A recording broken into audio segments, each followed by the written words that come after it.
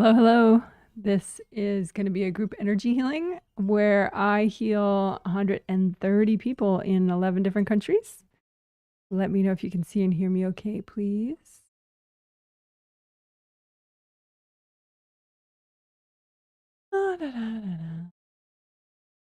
And the theme is get shit done. Productivity, most of all, but that generally involves self-assertiveness, decisiveness, and clarity. Although clarity can be overblown. Sometimes you can like wait and think you need more clarity before you act, you know, and you can kind of overdo the whole clarity thing. Waiting for clarity. Waiting and productivity are generally not friends. Oh, yay. Thank you for my confirmation. Sunny San Francisco, 93 degrees Fahrenheit. Nice. Little hot, though, for my taste. Well, if I was just sitting around, I wouldn't mind it. All right. Let's see. So I have so many things that are on the maybe list for today. So I will try to only pick out the for sure list and explain that right now.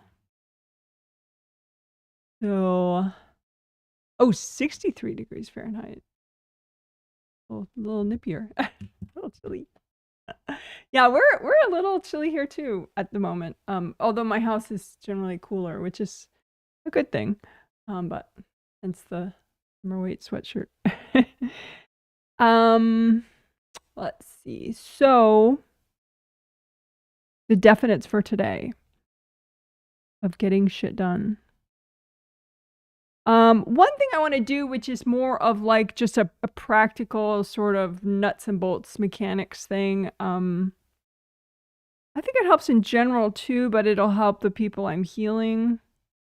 It's like you can get a hard shell on the outside of your auras, one or many of them. And that hard shell, hard is never a good thing in an energy sense. So that hard shell can make it harder for angels when they're sending you healing energy, gold light, to permeate that shell.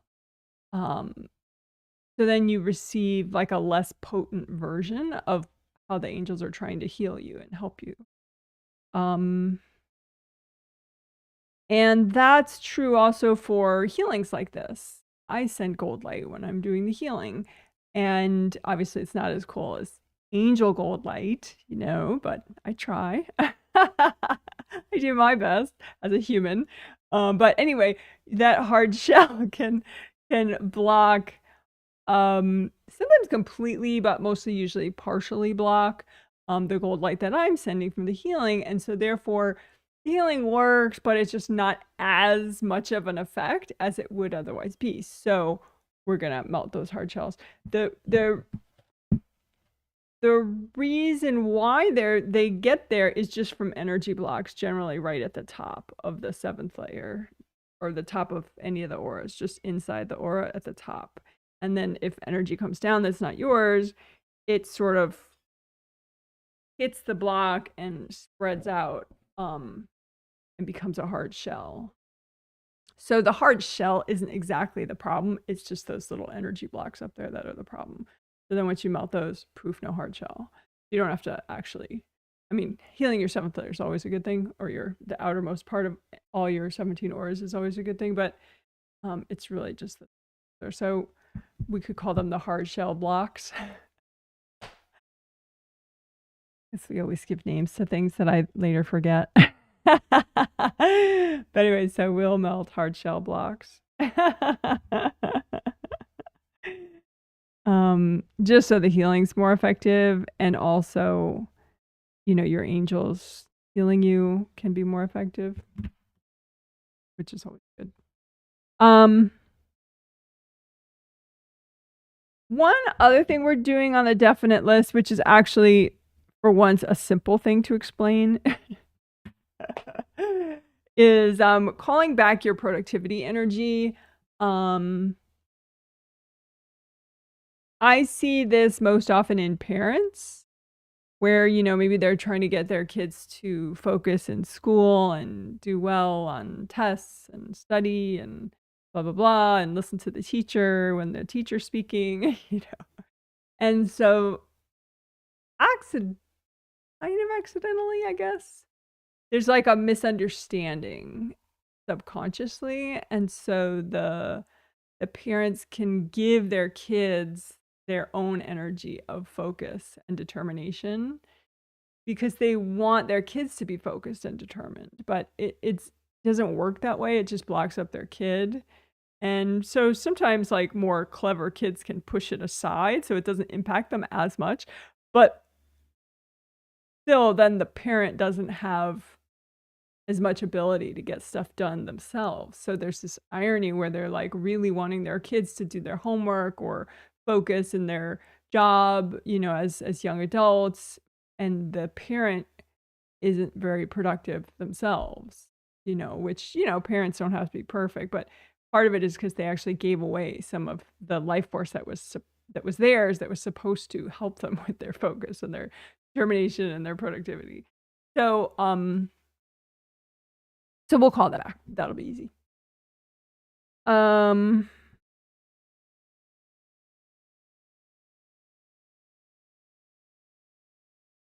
Another way to work productivity, which I think will be pretty light and enjoyable for most people, is we'll imagine and heal and clear and unblock and nourish productivity as a productivity garden, and also then after that or before that, whatever, separately from that, we'll do it as a productivity river. And productivity river might even be a little more interesting in some ways. Maybe, I think they're both really useful, and you might notice things that are impacting your productivity with one and not the other. So it's good to do both, probably, just in case, you don't notice something one way. But productivity river, then it's like, because sometimes people are good at starting the project, so maybe the beginning of their river is nice and flowing and strong, but then like, when it comes to prioritizing and figuring out which one to do first, or when it comes to, the middle of the project or towards the end of the project, that's when they freeze up, so maybe the river, you'll be able to notice that, like at some point in the river, that's halfway through all the projects, and yep, that's where I get stuck, or right at the start, that's where I get stuck, so that I think is an interesting way to do it. And these are, obviously you technically do have many rivers in your body and spirit, all your energy channels, but this productivity river, it will represent anything that's impacting your productivity and your productivity ability in body. And too, with that, we could, you can look at, I don't know that we will, but you could look at like a productivity river just for your astral energy system, and then a productivity river for your physical energy system, and then a productivity river for in-body. Because I explained it in the intro discussion of the healing 2 days ago. I went into detail about how sometimes you might be stuck astrally with a project. Bigger things start first on the astral. So, there is such a thing as spontaneity where, you didn't do it first on the astral. But a lot of the bigger things, more critical tasks or bigger events, there's some level of like rehearsal on the astral first, where it'll happen on the astral. And so it could be that you can do a task already on the astral just fine. You just can't do it when you're awake. So if you can do it just fine on the astral when you're asleep and your spirit's on the astral, then, generally that means, okay, well, then you don't have blocks preventing it in your astral body chakras or astral body auras or astral body aura or astral body grounding. It's your physical body energy system that is somehow too blocked or too damaged or whatever, right? So you can kind of isolate the issue and target your work more. So with River, you could do that. I mean, and with Garden, you could do that. You know, here's my astral productivity garden. You know, here's my here's my physical body productivity garden. Yeah, that could be really interesting. Oh, we'll see. And then, you know, a productivity garden for both and a productivity river for both.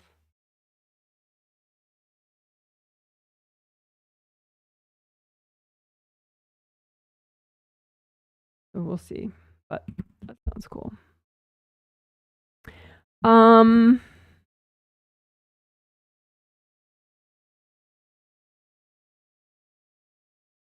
there's a lot on our maybe pile, but I'm going to not go into the maybe stuff right now, not discuss it, just because it might change a little depending on what I see when I look at the effects of what all the definites when we do those. So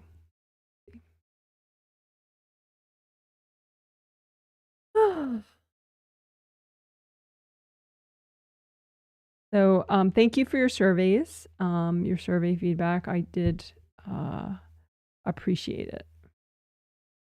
Because I read the energy of people who fill out the survey and how the healing was working for them and helps me to plan what's next. So thank you.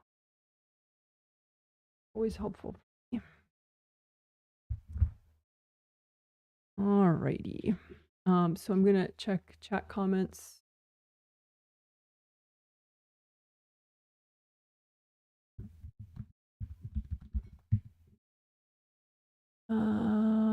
Hello from Ottawa, Canada, 53 degrees Fahrenheit.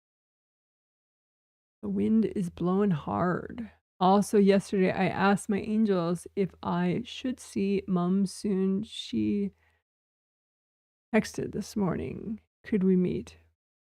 It was a positive visit with simple conversation and some good laughs.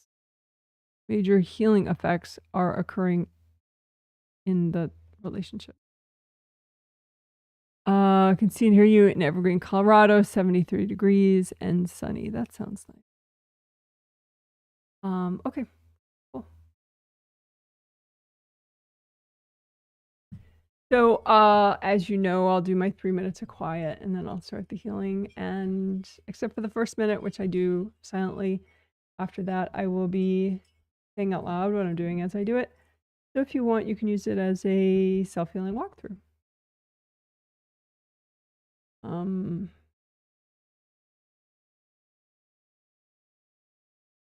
I will do a quick how to heal section now, so I don't have to do it later during the healing. So how I'm going to be healing and how you could heal yourself is gold light from your hand chakras and your fingertip chakras. They're energy centers. They generate energy. Even if you didn't know you have them, they still generate energy. You could set those particular chakras, your hand chakra and your fingertip chakras, to be a metallic gold color with your intention or your thought. And that would cause the energy they generate to be that vibration. So if you set them to red, they're going to generate red. You set them to gold, they're going to generate gold. So gold light is fast moving, but not too fast. So it's effective for repair and unblocking and letting go and healing and all that good stuff. Alrighty. And I use a copy out in front of me when I'm healing. And that's what you can do for yourself. You make a copy out in front of you of all your 17 auras, your physical body and your astral body are inside there, both your groundings, connecting your physical body to the core of the earth and your astral body to the core of the earth. So you got your auras, your bodies, your groundings, and that's that. And you can also make little copies of just one area that you're healing as you do it. Okay, enough on that.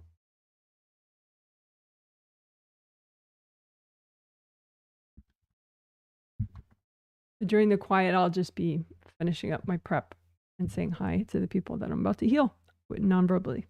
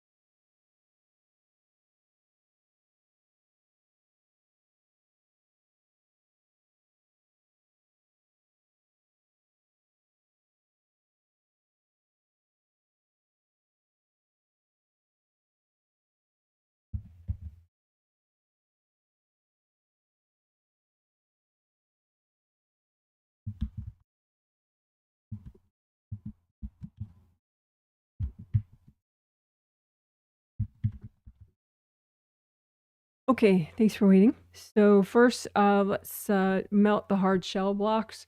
I discussed this in the intro. They're blocks in your auras, but at the very top. So that when energy that's not yours hits there, it it hits those blocks, and that sends it all through your outermost part of your auras, and creates a hard shell, which blocks then gold light from your angels partially, and blocks gold light from healings that you might purchase with hard-earned money. So,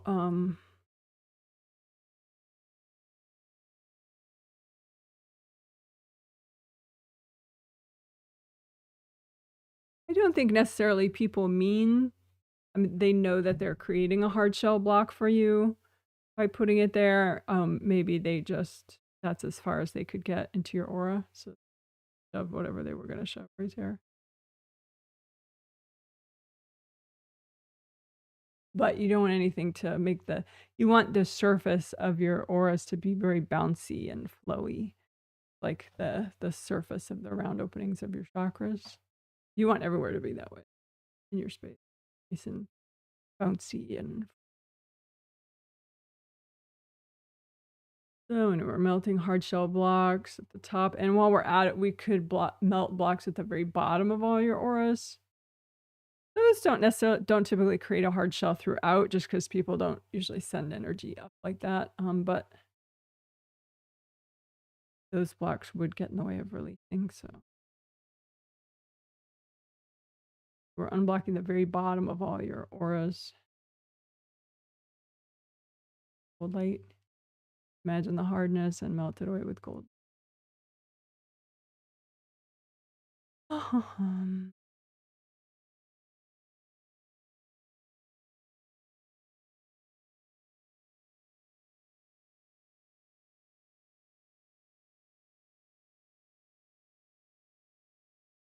And you want that outermost layer to be nice and bouncy and flowy. The outermost part. Bouncy, flowy. Because that's stronger. While we're at it, we could recreate gold buffer zones. I have an 18-minute video describing those, teaching you about them. If you need that, just search Janet Wright gold buffer zones. They help protect your auras.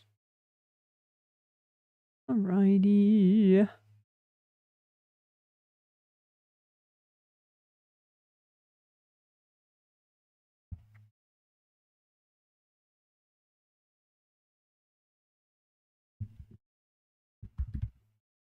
So let's do grounding. Just recreate both your groundings, the astral body one and the physical body one. Make them nice and wide as all your auras. Keep them wide all the way down to the core of the earth.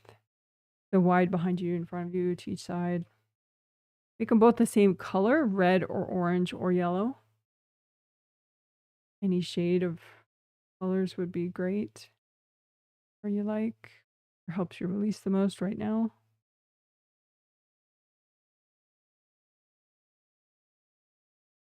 And you want to look for energy blocks in those auras, or just with your intention, group them all together and melt them away with gold light.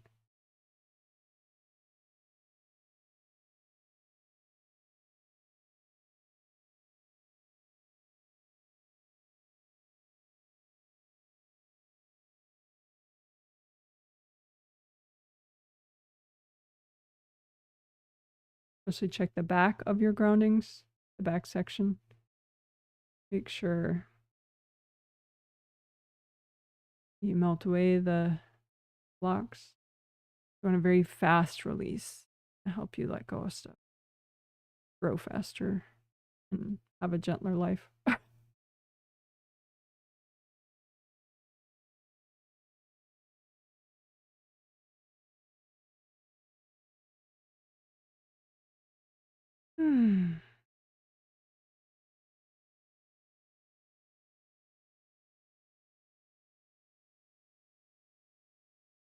Indie grounding is where you check the outer surface of your groundings, and you melt away any connections to other people that you notice in your grounding.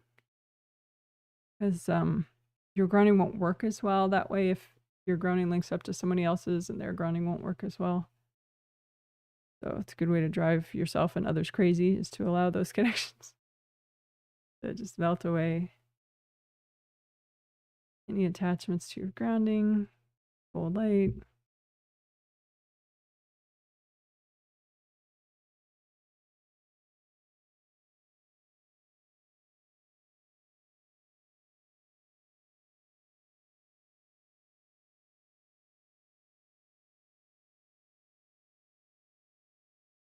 If you tend to have a lot of backlash experiences in your life, in your regular life, where you're doing okay and then all of a sudden you feel like total crap because a family member or somebody else threw a lot of energy at you.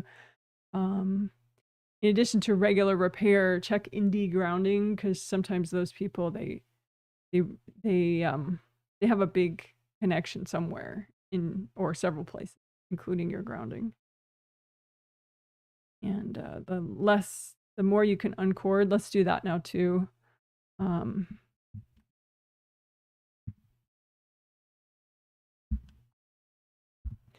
calling them their B people just for brevity, but B people stands for backlash people.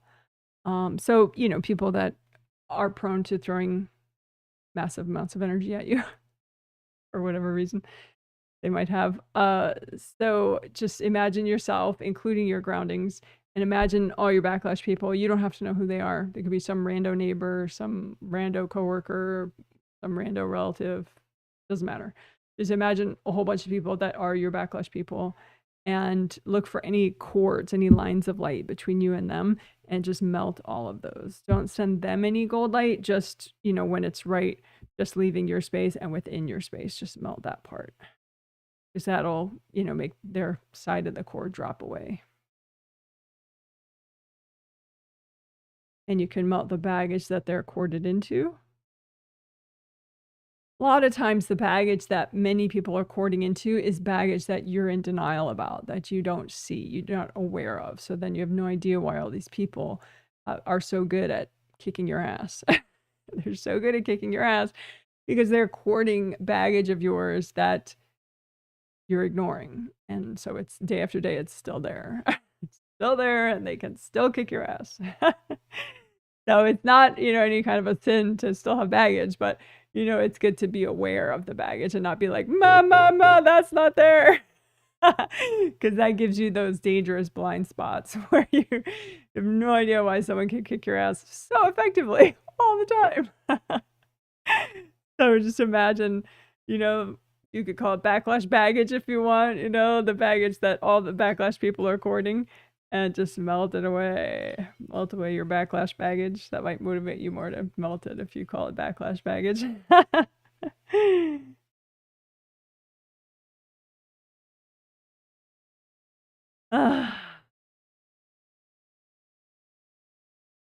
And you can include in that too just regular invasive people that are courting you for whatever reason, because they're lonely or because they want to chit chat with someone 24/7 and whatever.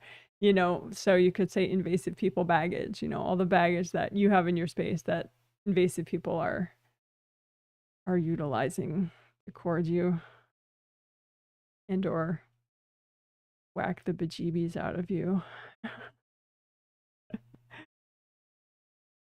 Backlash baggage or invasive people baggage. Of course, any baggage allows people to do that, but there tends to be baggage that's just so obvious to everyone else and so not obvious to you that it forms like a bit of a blind spot, and it's more utilized by others than the rest of your baggage. So anyway, backlash baggage, just melt away your backlash baggage. And again, imagine yourself and your backlash people and or well-meaning invasive people, whatever, and just melt cords between you and them, including cords going into your grounding.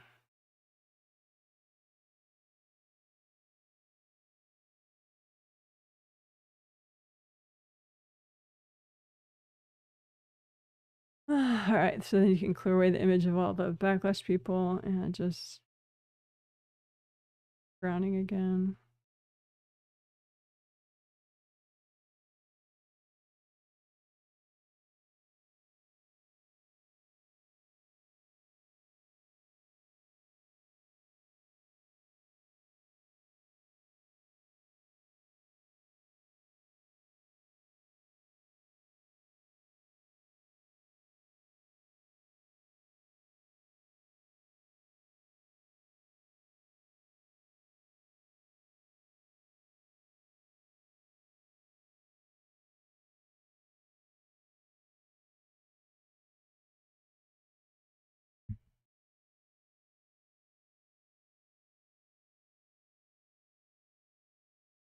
Alrighty. So aura repair. You have 17 auras. People can throw shit. That rips your auras. Let's repair it. It's good to learn aura repair in like an easy way. You know, don't be so heavy about it because, you know, you may have to do it pretty often. So it's just nice to have it be like an easy task, you know, like running your hands through your hair or something. Something easy that you're not tripping out about so much like I am about my hair. So we can repair all the rips at one time with composite copy technique. So you imagine an image of a rip and have it represent all the rips in your 17 auras and repair that rip. And as you do that, that repairs all the rips, most of them. And we'll do it again. So, okay, so here's your composite copy rip. It represents all your rips. You know, you make your own, of course. And then we can use sticky gold wax to clean it out so that then you get a good repair process. So fill it up with sticky gold wax. The sticky gold wax is gold light from your hands and it sticks to whatever's not you in the rip, right? So then it sticks and forms a big lump of junk, of like cords from other people, hard objects thrown at you, you know, your rando neighbor's energy that's in there, whatever, right? And so just lift out all the junk and give it to your angels. Angels, here you go. Fill it up again with sticky gold wax, have it stick to anything that's not you. Lift out the junk. Angels, here you go. And you should be able to get a nice repair by using a lot more gold light. Get it as deep as you can. So then the rip starts to grow back. Starts to repair.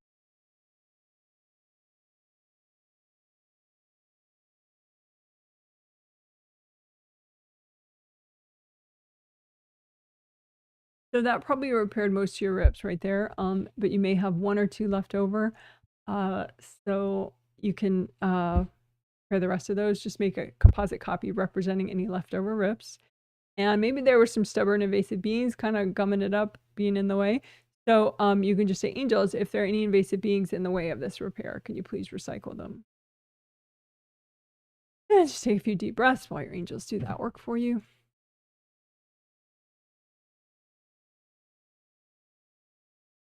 And then we'll do the same repair process. Sticky gold wax, get rid of the junk, give it to your angels. Angels, here you go. Sticky gold wax, get rid of the junk. Angels, here you go. And get the wax nice and deep. Sorry, the gold light nice and deep in there so that it starts to grow back and repair itself.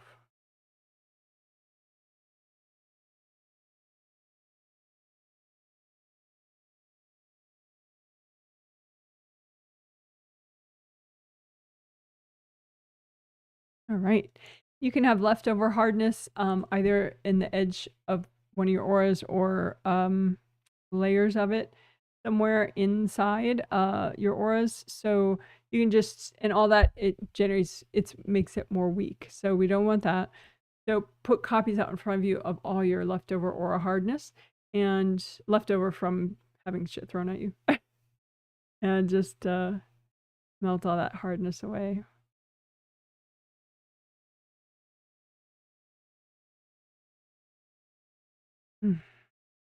And again, put out any copies of any leftover hardness out in front of you so that you can melt them with gold light.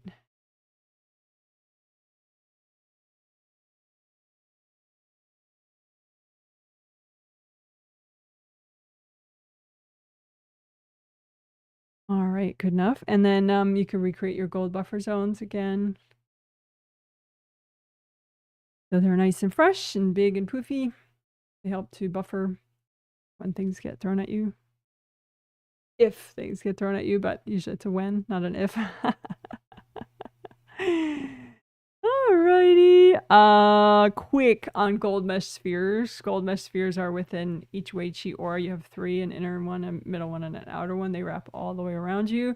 They look like gold mesh if they are repaired and cleaned off, and they generate lots of gold light for you if they're repaired and cleaned off. So just check for rips. You're imagining like 15 inner ones, 15 middle ones, 15 outermost ones, and just check for rips and lots of gold lights.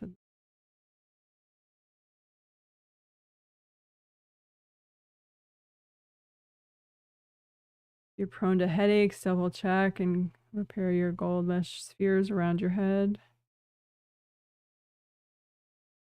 Prone to having your knees punished. Repair your gold mesh spheres around your knees. And your auras around your knees.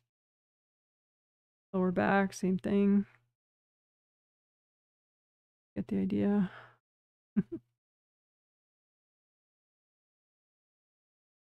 Very top and very bottom. All right, good enough. Good job, good job, good job.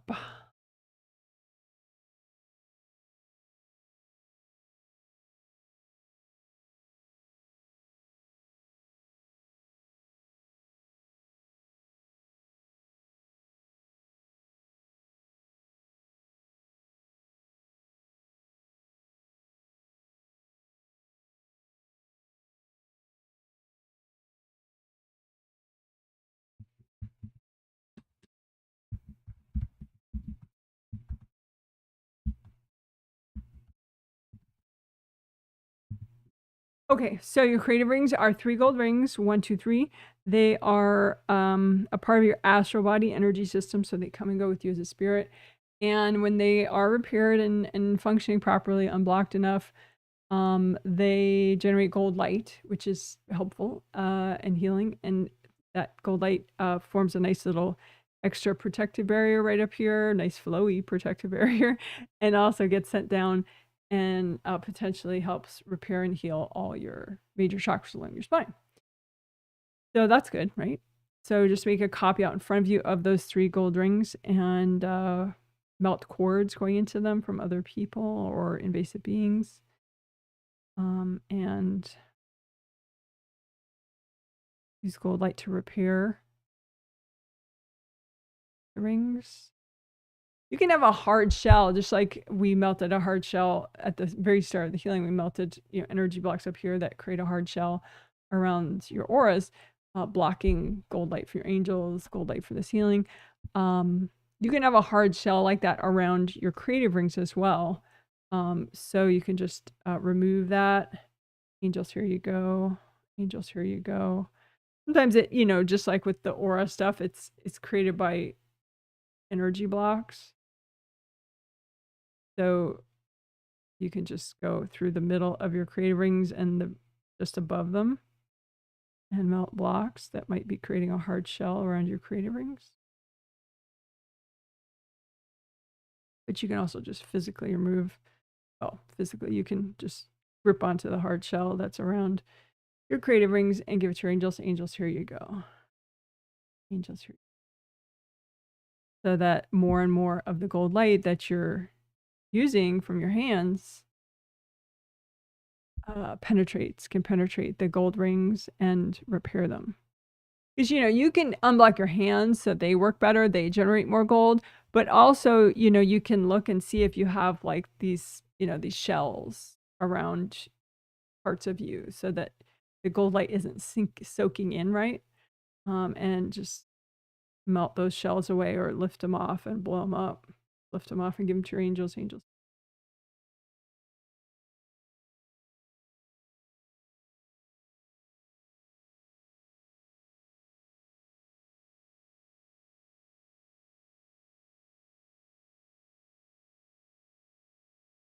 You can have a hard shell, maybe not on the top ring, but the middle ring and the bottom ring.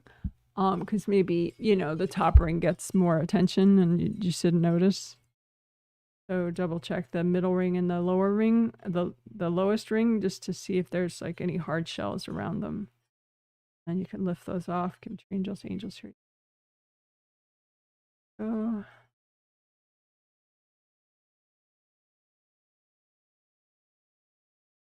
And any hard shell blocks around the middle of the creative rings or just above the creative rings, you can melt those blocks. And you want the flaps of your creative rings to relax and fall shut. So this is the way they look when they are not relaxed and they're not shut. The flaps stick out like that because cords are going in, sending energy that's not yours, which then like puffs out the ring. So melt the cords, unblock enough so that these flaps relax and fall shut. So it's just like a nice smooth outer surface.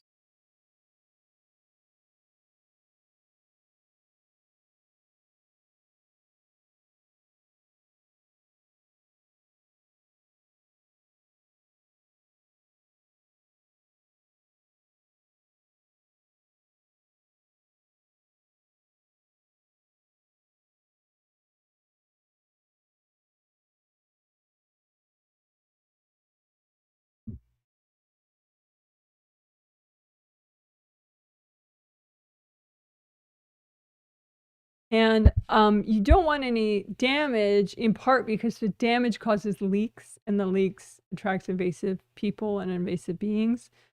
So you just want nice, functional, repaired creative rings.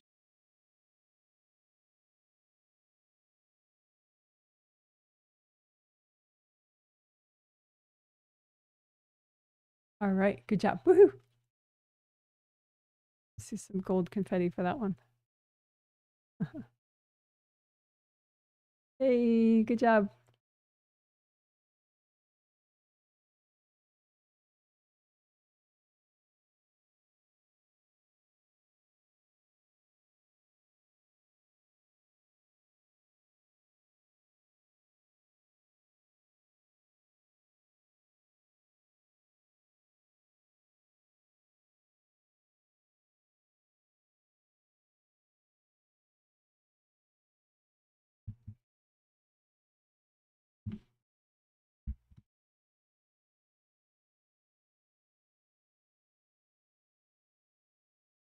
Okay, so now we will do chakra repair and unblocking.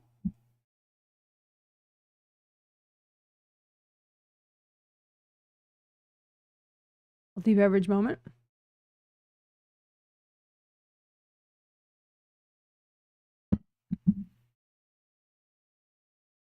Okay, so basic chakra shape is this open cylinder, round open cylinder.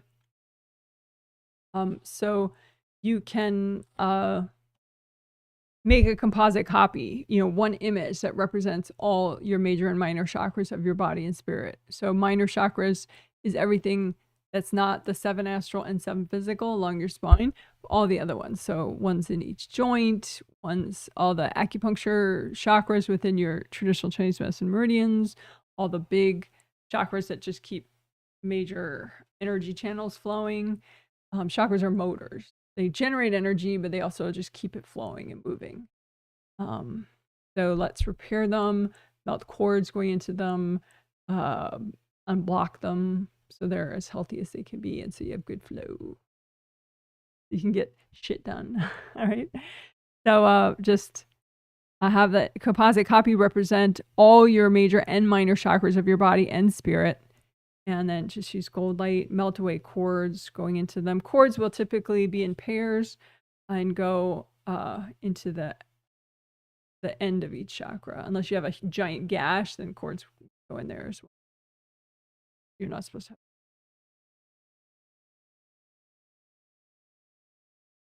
And you do have flaps around the round openings that you want to be smooth and shut, not like this. You want them to be just nice and smooth. Nice and smooth.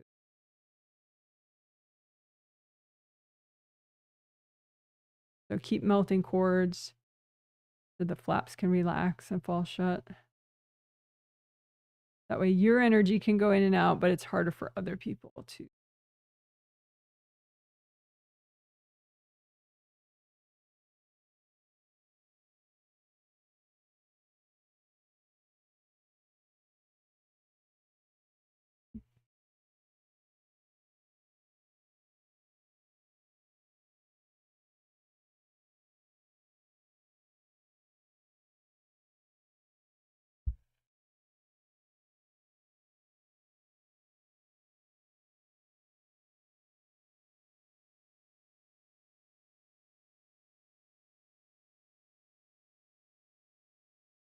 Then melt cords going in to your chakras. You can imagine all your chakras and then any invasive beings trying to mess with your chakras. Say, angels, can you recycle all these beings? You can just imagine like clouds. You don't have to worry about how they look exactly.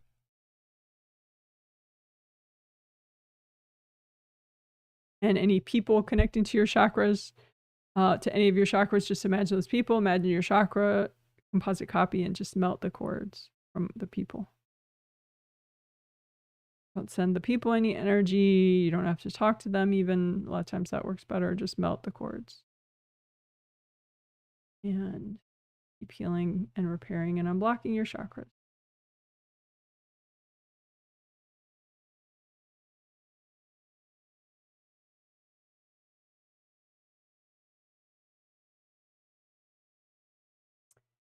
I called them CMRs, chakra mud rings. You can have little raised rings around this outer surface, just right around the edge, outer edge, which makes it harder for you to unblock things. Just energy blocks kind of build up and get stuck there. So you can melt the chakra mud rings, or remove them, give them to your angels. You can just melt them with gold light.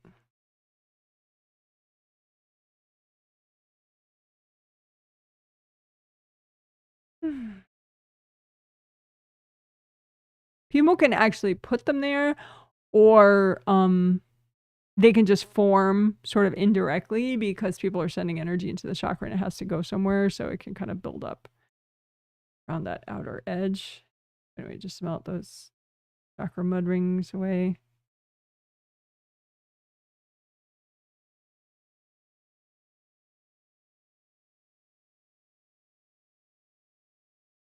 You want that outer surface of the chakra to be like bouncy water, nice and unblocked.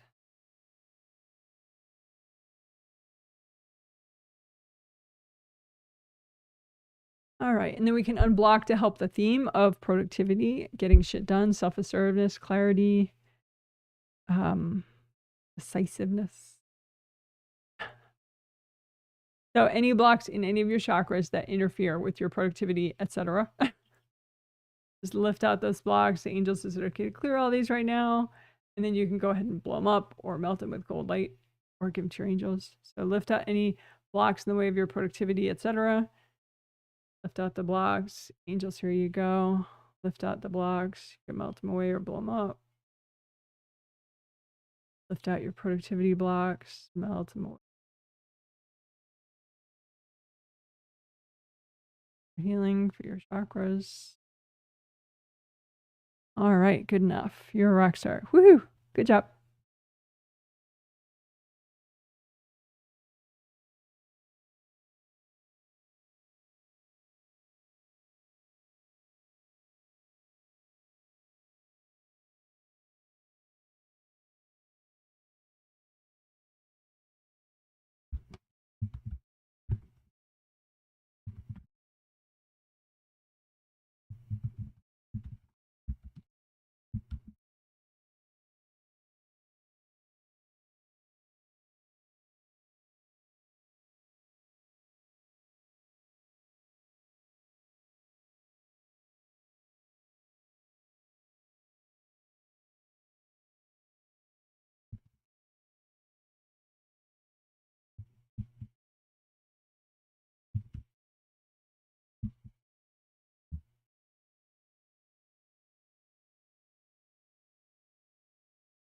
Okay, so I'm going to kind of mush two sections together this time that we did separately as two sections 2 days ago in that healing. So good karma windows back here, flow zone is back here, and also includes your neck. Base of skull points are in the base of your skull, acupuncture points. And so we're going to repair and unblock all that, and but also the tree trunk pattern, which is just energy blocks above your head and also potentially in your shoulder joints, hip joints, knee joints, ankle joints, and or big toe joints. So those are tree trunk. That's what the tree trunk pattern. So we'll just call those tree trunk blocks. It can enable invasive energy to come in easily because it sort of hops from one blocked area to another, and these are really key areas for being present in your body. And then the V pattern is right here. It's another common route in addition to tree trunk stuff is right here.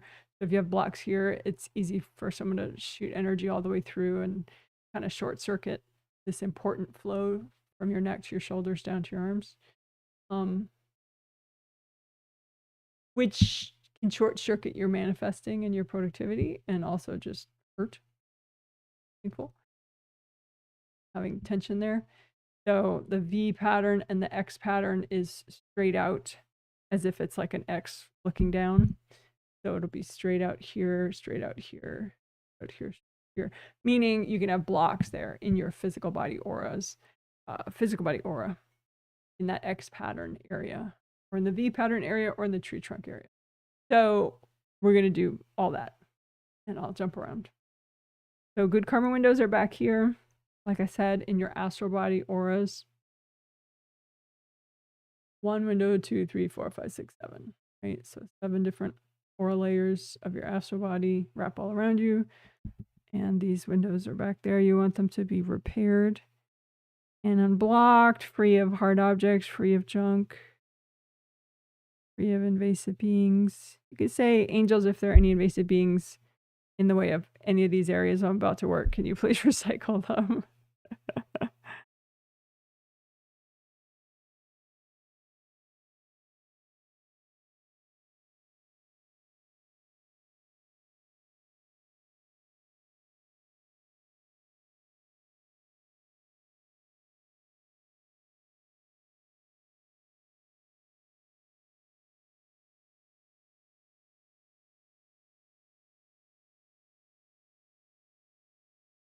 If you are around people who are especially unstable, not necessarily, and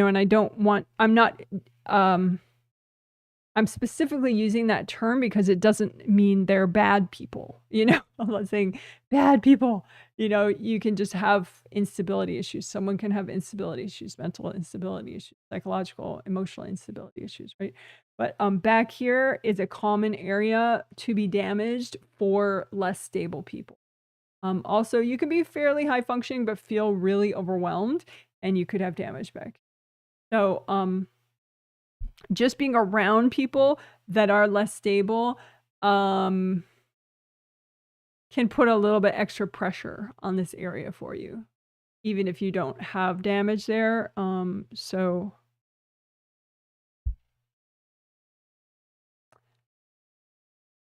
I mean, it's not like the unstable people necessarily harm you. It's just that the energy that they're handling is invasive to them and can be invasive to the people around them as well. So that's why sometimes it's harder to be to work with someone who's overwhelmed, because then you're handling the invasive energy that they're handling, potentially, or at least some of it.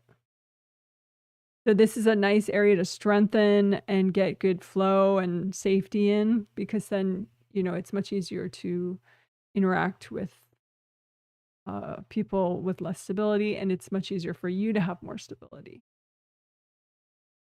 if you repair and unblock these areas.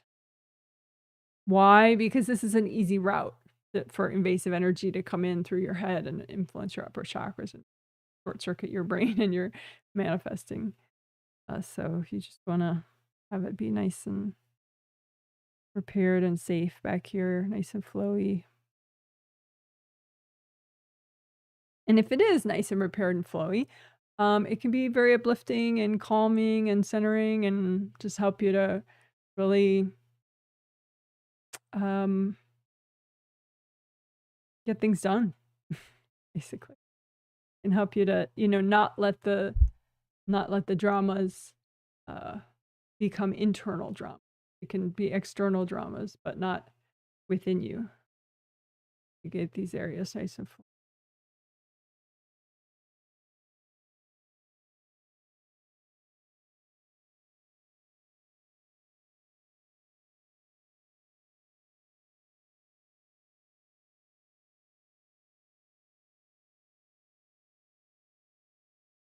Some people, they try the solution of, well, okay, but I'm just not going to interact with any unstable people. I'm just not going to, not going to be around unstable people. I'm not going to talk to them, not going to communicate to them.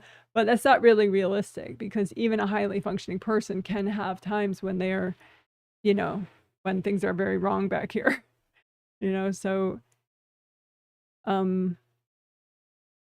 unless you want to be like a monk that's cloistered away and in a very sort of picky monastery where or nunnery where they're all they all meditate a lot and they're all very stable, you can just know about these areas and repair them so that you can have your strength and your calm and your safety. I've been working good karma windows the whole time I was talking. So then flow zone is that same area back here, but it also includes your neck and within your neck, around your neck and within your neck, but that it's in your physical body aura. So the same place back here in your physical body aura. The good karma windows were in your astral body aura back there. So flow zone is in your physical body aura, and there's no windows with your flow zone. It's just the regular aura layers of your 7 aura layers of your physical body aura. But you just don't want any hardness, so just melt away any hardness in your flow zone, which again includes within your neck and around your neck. So for a little visual about within your neck,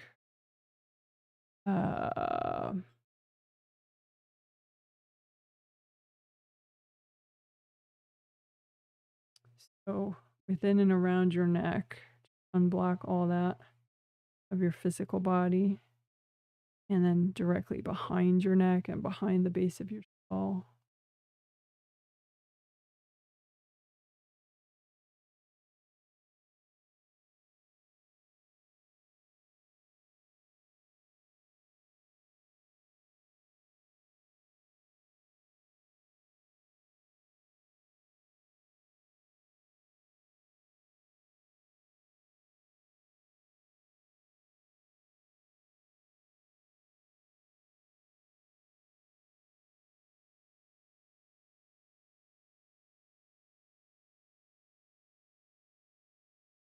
And, being a person that has less stability, it doesn't have to be part of your identity and, stay that way forever.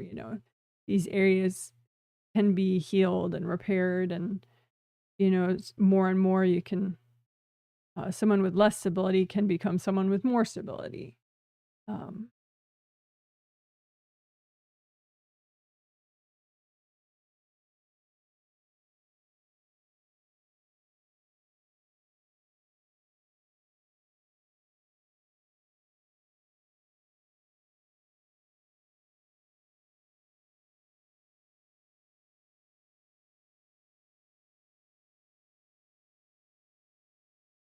So in and around the neck, which would include the bones of the spine, like shown in the diagram.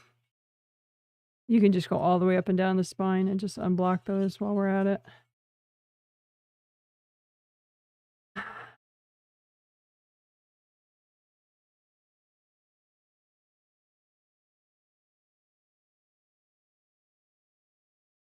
On base of skull points. So those two horizontal lines of dots, the lower horizontal line has like a double dot right there in the center at the G, that's the GV meridian. That the GV meridian is in the diagram a gray line, although all these meridians energetically ideally would be red, a red vibration. So these are chakras. So this is the basic shape, just a lot smaller. And the chakras are within the meridian and they're motors, so they help the flow within the meridian. So you want to just double check that the chakras are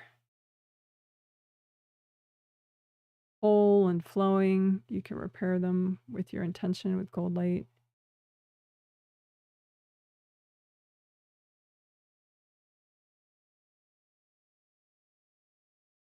And with the outer meridian there, it's GB for gallbladder meridian, and 19 points 19, 20, and 21. I call that your shoulder swoop.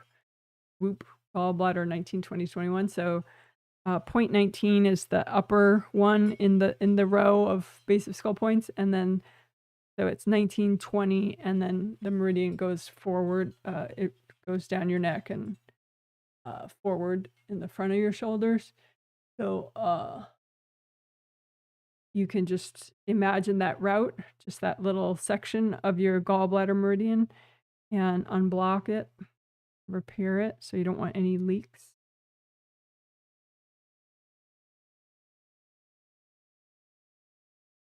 This is the shoulder swoop area of your gallbladder meridian.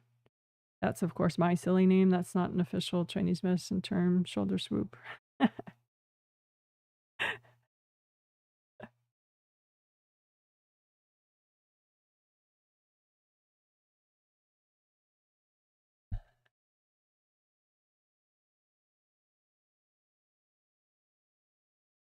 So, and while we're at it, we can do the V pattern.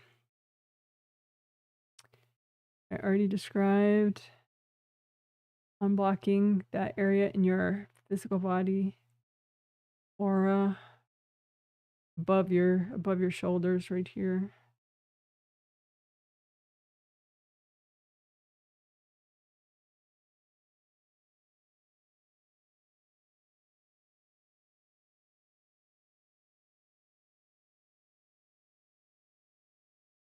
You can also have, I didn't write it down because there's no room there, but you can have like shoulder pad blocks, I called them.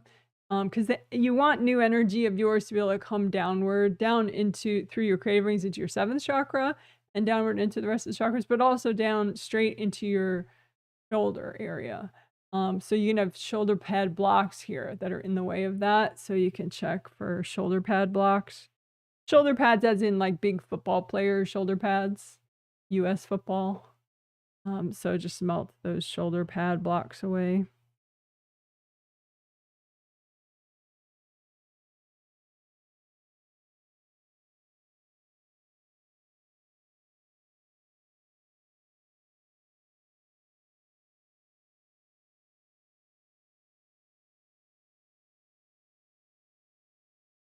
Two, you can just because the blocks make it easier for invasive energy to come in, but you can also say, well, hey, you know, whatever invasive beings are sending energy, I'm just gonna get the angels to recycle them. So that's a good thing too.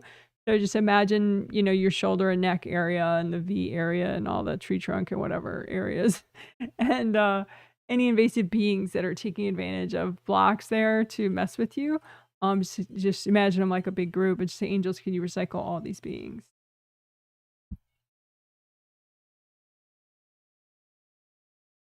Because that's part of being a spiritual badass. You want it to be kind of known that if you mess with you, you're gonna get recycled by the angels. You know, you're not gonna just take the punishment day in, day out. You're gonna get those invasive beings recycled, in addition to working the underlying root cause of why it's possible. Right? So imagine yourself, your V area, your tree trunk areas, all that stuff, and any invasive beings that are taking advantage of blocks in those areas.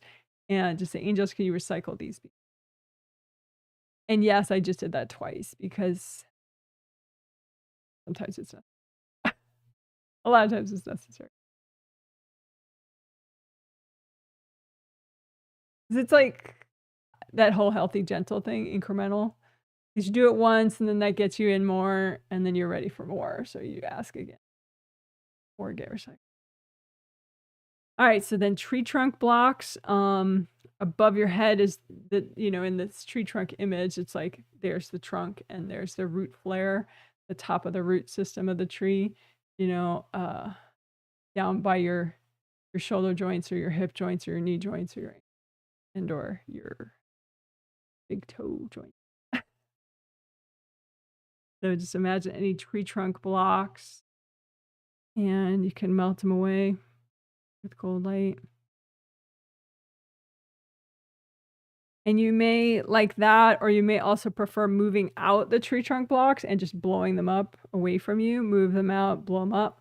Or you can move them out. If you're healing yourself, though, I wouldn't recommend blowing up other people's stuff. That's too bossy. So you could melt it with gold light or hand it to the angels if you so move out the tree trunk blocks and just melt it with lots of gold light. Move out the tree trunk blocks, give them to your angels. Angels, here you go. Move out the tree trunk blocks, angels, here you go. And just move in more into your major joints. Couple deep breaths.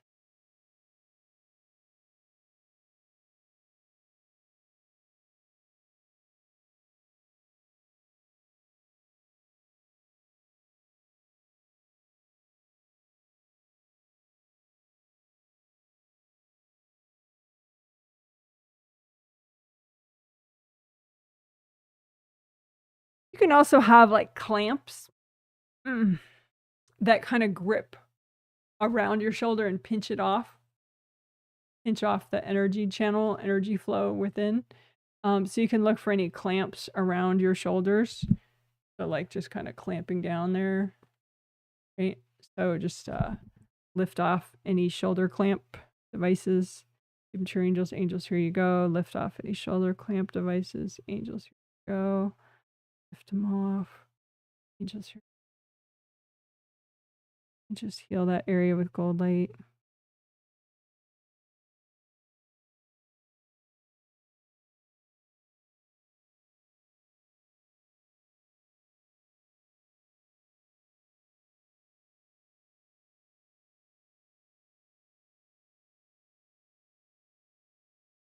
And you can have the clamps right around the shoulder joints too. So you can remove any hard clamp devices around your shoulder joints with gold light. Give them to your angels. Angels, here you go. Remove any clamp devices from your shoulder joints. Lift them off. Angels, here you go. Lift them off. Go.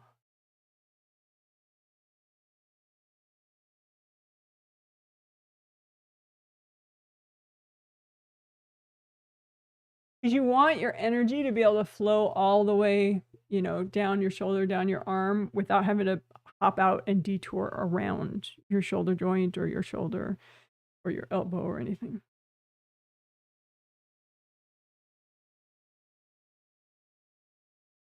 So you can do like your first layer of your auras around or the part because the Wei Chi auras don't have layers, but any of your auras like right around your shoulders, neck, and arms, and just use lots of gold light and clean any devices out of there.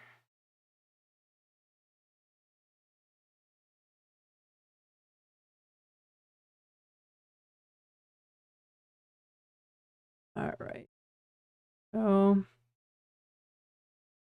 again, base of skull points, flow zone, good karma windows, tree trunk blocks, move those out, melt them away, move out your tree trunk blocks, melt them away. X pattern, we didn't do that yet. So that's, on either side, front and back, body aura.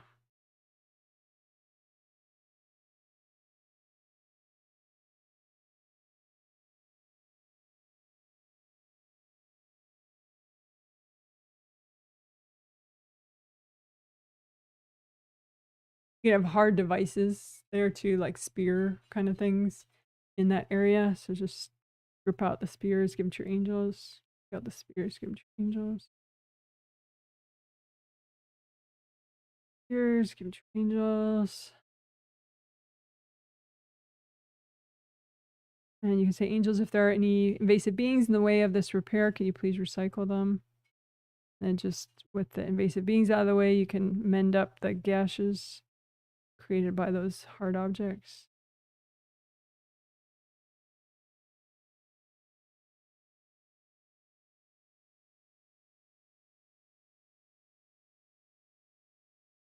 You can repair the backs of your shoulders, you know, in that, like shown in the diagram, that whole back area, upper back, just repair it so that there are no leaks.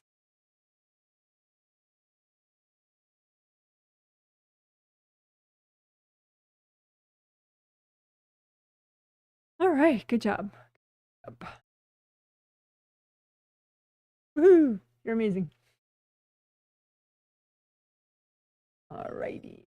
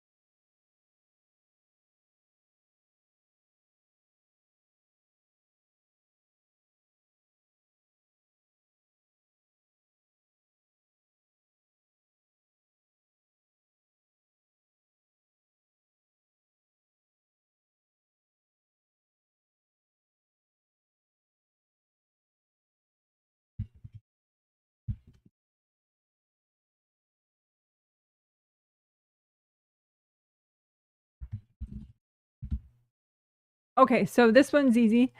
We're gonna so that was the end of the 5 essentials section. Grounding or repair, shock repair, creative ring repair, good karma windows, etc. So now we'll call back your productivity energy, your focus energy. I talked about this in the intro. Sometimes it's more necessary for parents who accidentally give away, maybe not accidentally, but maybe mistakenly. They just don't understand that it won't help if they give their own energy of productivity and focus to their children. But maybe someone took it from you. Maybe someone was jealous that you were better in school than they were, or they just needed you to be the dumb one in the family. Unhealthy but common hierarchy type games. So, you know, maybe you were making them look bad at work because you were a much harder worker than they were. They wanted to goof off and not look bad. So anyway, all sorts of reasons, but it's great to call back your energy of productivity, focus, determination, assertiveness, self-assertiveness, you know, clarity, decisiveness, all that good stuff, right? So you don't have to know who took it. That's the bonus in order to get it back. Because you're just going to use a magnet, make a gold, some sort of gold 3D object, whatever shape you like, spheres, cube, pyramid, whatever.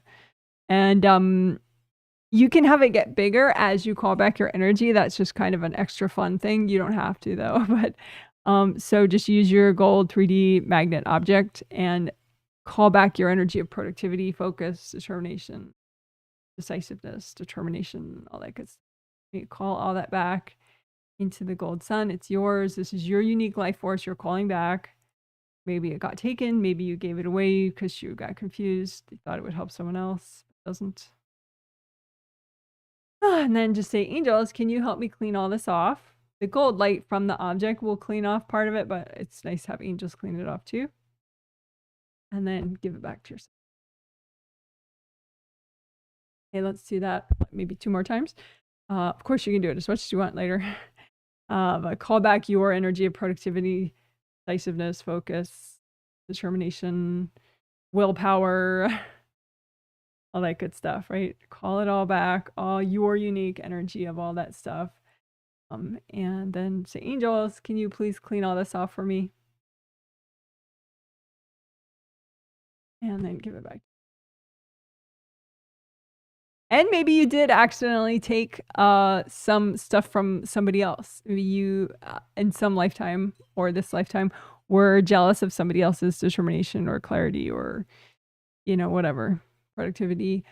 So make a big pile out in front of you if you have, or maybe, you know, somebody gave you theirs thinking that it would help you. You didn't want it, but now you have it, right? Because they dumped it in your space. So just make a big pile out in front of you of everybody else's creativity, focus, determination, energy that somehow you wound up with in your space. And just, you know, that could be many, many piles or just one big pile.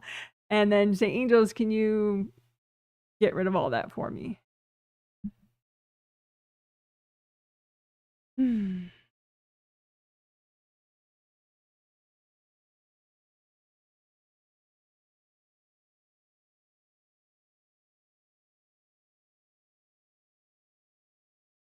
Couple deep breaths. Let's do that again.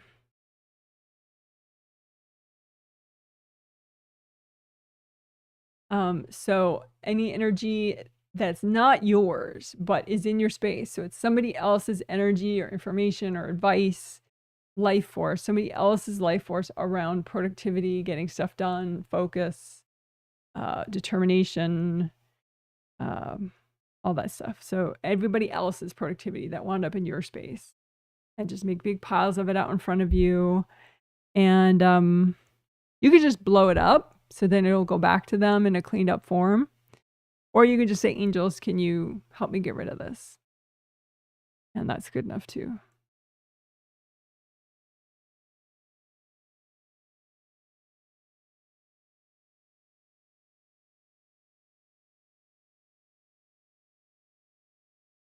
All right. Good job. Good job. Good job. So that was callback, but then also we did give back.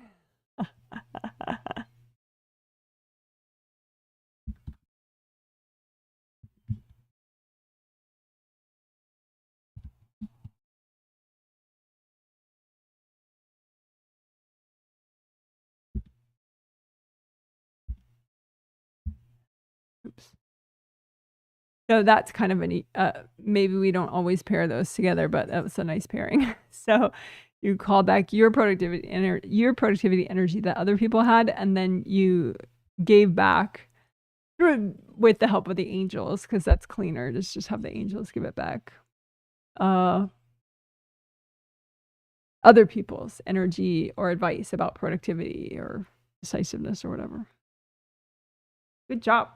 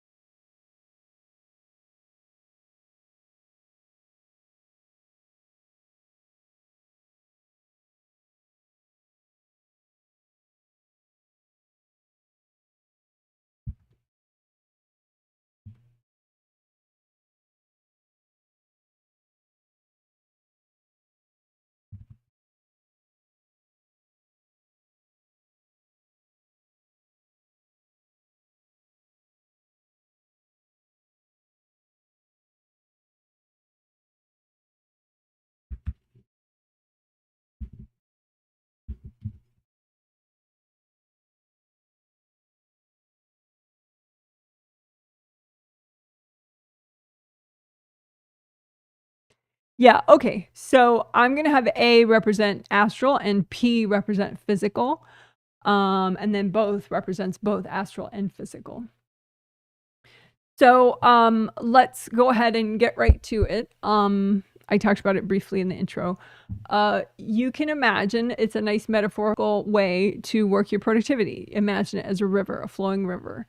And, you know, maybe you want your river to be a certain size and strength of flow and speed of flow in order to have the oomph to start and finish a project, a certain project, right? So maybe an easy project, you only need a little river, but for a big project that maybe represents a lot to you, you need a really big, strong flow that flows all the way through the river, right? So fine. So just imagine your productivity river and have it represent, all your productivity. So on the astral, in the physical body, all, waking day, productivity, everything. Right. And so just notice your productivity river. It represents your ability to get shit done. And how does your river look? And just run gold light through it. You can do like a tricolor soak with it to bring up red earth energy, bring up yellow earth energy, bring up orange earth energy. I did it out of order, but it doesn't matter. And gold light. And maybe, just be creative. Maybe your river needs, I don't know, some mud excavation or something. Just run gold light through it. Maybe there are big structures in your river blocking the flow. And as you melt them away, you could notice who they're from. But if you don't really get a sense of that, don't worry about it. You could get a sense of like if it's from this life or if it's a past life. Something you picked up in a past life you haven't cleared yet. But don't get hung up on the what it is, why it's there, what were the people thinking when they put it there, Please just the point is you want your productivity, right? You don't have to write a book about how your productivity got blocked. You just have to get your productivity. So try not to get sidetracked.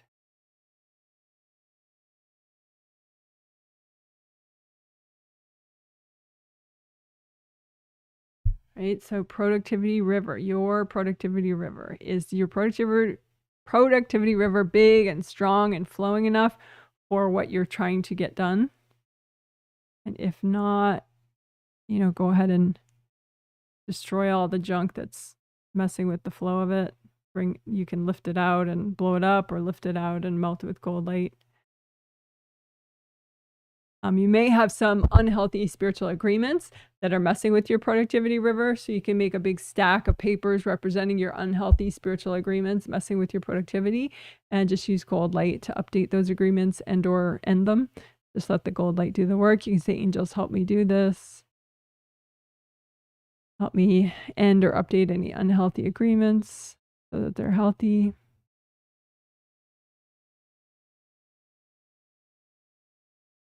Just check your productivity river. And again, you're not aiming for instant perfection, right? You're aiming for improvement. Can you notice any changes in your river since you've been working on it just now?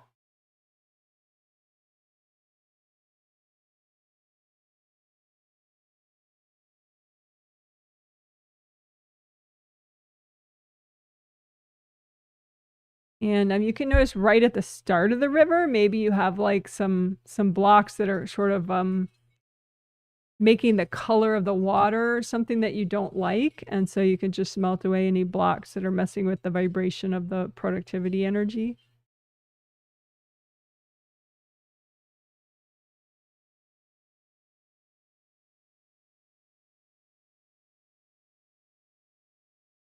And the color of your water can be whatever works for you. I would suggest some kind of rainbow color or gold. So you could do, like, for example, you could do, red with gold flecks, or purple with gold flecks, or yellow with gold flecks, or green with gold flecks, or whatever.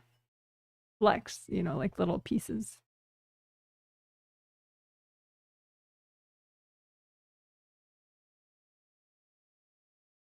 And it could be for one project, you need a certain vibration in your productivity river, and a different project, you need a different vibration. Like, what vibration do you need for the cleaning out a closet productivity, and then what vibration do you need for like the doing taxes productivity river? Or the gardening productivity river?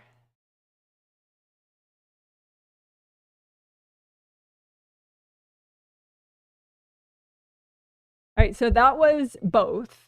Just, everything impacting your productivity. So then we can do the A one, which is for your A represents, is an abbreviation for astral. So on the astral in your sleep, your astral body is the part of you that can be in your body when you're awake, if you're fully present, and then goes and leaves your body during sleep to go to the astral. That's the part of you that I'm calling your astral body. And what does your astral productivity river look like that represents, if you can get stuff done and work on stuff on the astral? Can you conceptualize a project? Can you finish a project in sort of a hypothetical dry run? Well, not dry run. We don't want to say dry because we're using river image, but in a practice run on the astral, can you do a certain project? Can you start it? Can you finish it? So your astral productivity river would represent that kind of thing. And just see, what does your astral productivity river look like? How different is it from the one that represented both? And then you could also, at the same time, if you want, look at your physical body productivity river. So that is related to your physical body energy systems, like your body meridians, your physical body major chakras, all that stuff. So there's your physical body river, and then there's your astral body river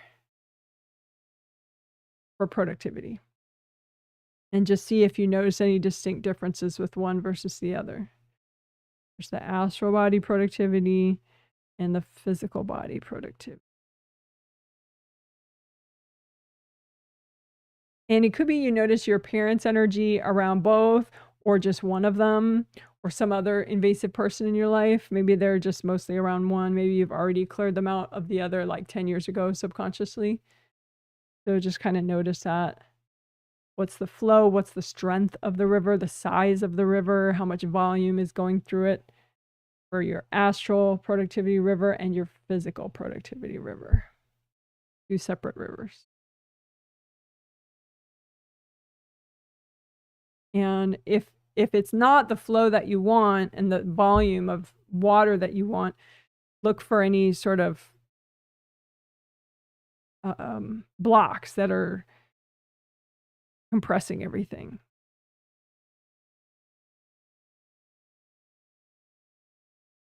All right. So, and again, you want to do what's healthy and gentle to do right now. In general, that is always an intention I would suggest. So again, the idea is not to reach perfection in one day if that's not what's healthy and gentle. Just do what's good to do right now so you can still remain functional. So then, so you did your separate rivers. So now you can, get rid of those and just imagine one river that represents both of them, astral and physical productivity, everything that affects your in-body waking life productivity.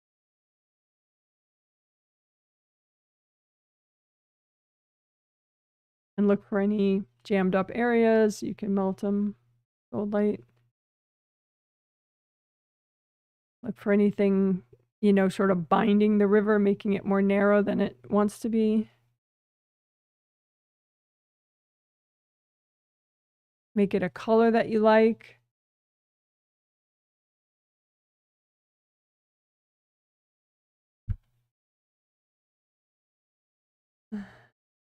All right, good job. Woohoo! Oh, I guess we should have done, we'll do that. It's a little late, but that's okay.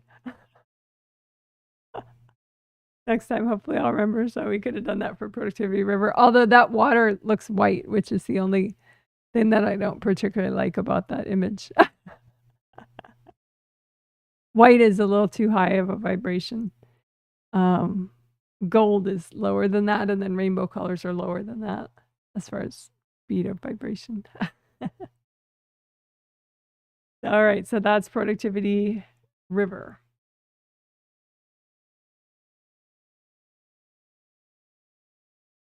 Good job, good job, good job.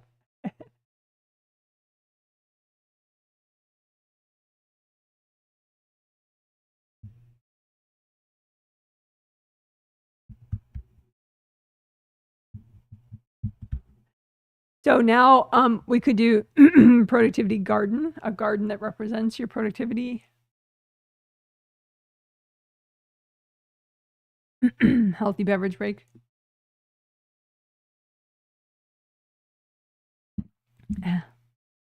So, just imagine a garden, however you want to imagine it, but have it represent your ability to be productive and get shit done in your everyday life, and just see what it looks like. And anything you don't like, you can change. Remove the junk. Do any repairs you need. Lots of gold light. You can do a tricolor soak. Bring up red earth energy, soak it. Bring up orange earth energy, soak the garden. Bring up yellow earth energy, soak your garden. And you could have other people in your productivity garden and just wash them out. They can observe from their space. They don't have to be in your space to observe you. That would not help you if they're in your space. So anybody that's in your productivity garden, just give them to your angels. Angels, here you go.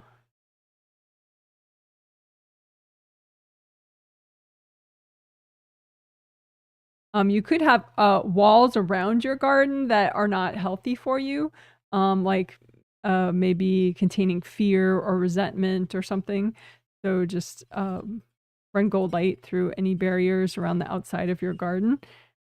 You can even destroy those barriers and make your own, like gold flowy barriers or rainbow colored flowy barriers.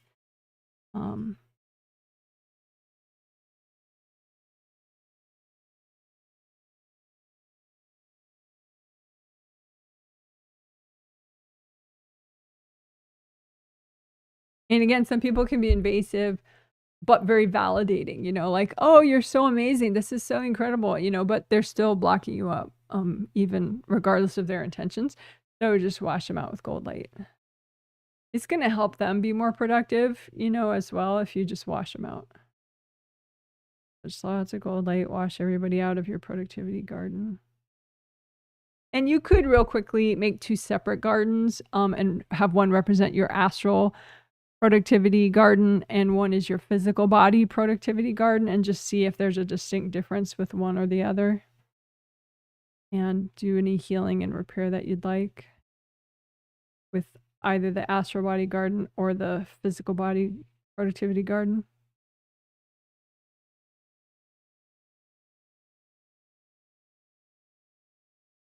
And as you look at them separately, you can clean out any sort of intergenerational burdens that are in one of your productivity gardens, if you notice anything like that. Any heaviness that's sort of handed down by different family members to you. And just melt it away with gold light. And if you feel nervous about it because it's like, oh, it was a present from my grandmother, even though it's like all her grief, a copy of all her grief, you could give it to your angels, if you're hesitant. Get up, gather together all your intergenerational burdens that are hogging up your productivity gardens, and just, angels, can you help me with these? Angels, can you help me with?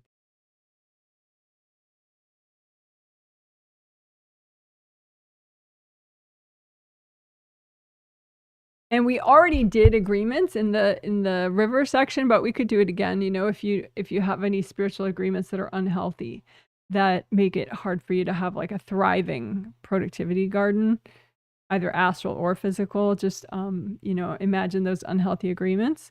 Just say, angels, can you help me to update these and or clear them? I can be as healthy as possible and as productive as possible. Healthy productivity.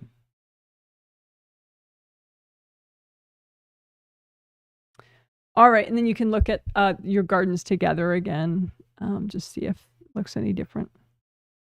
The one garden representing all your productivity.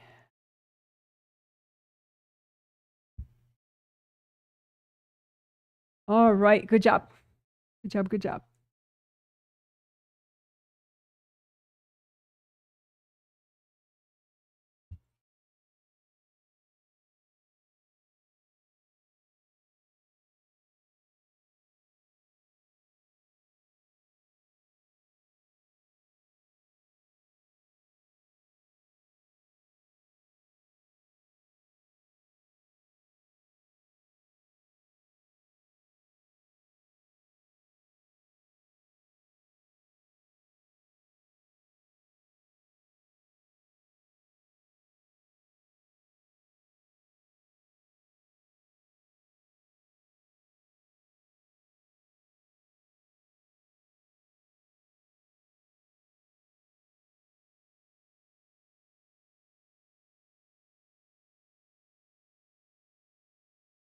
Okay.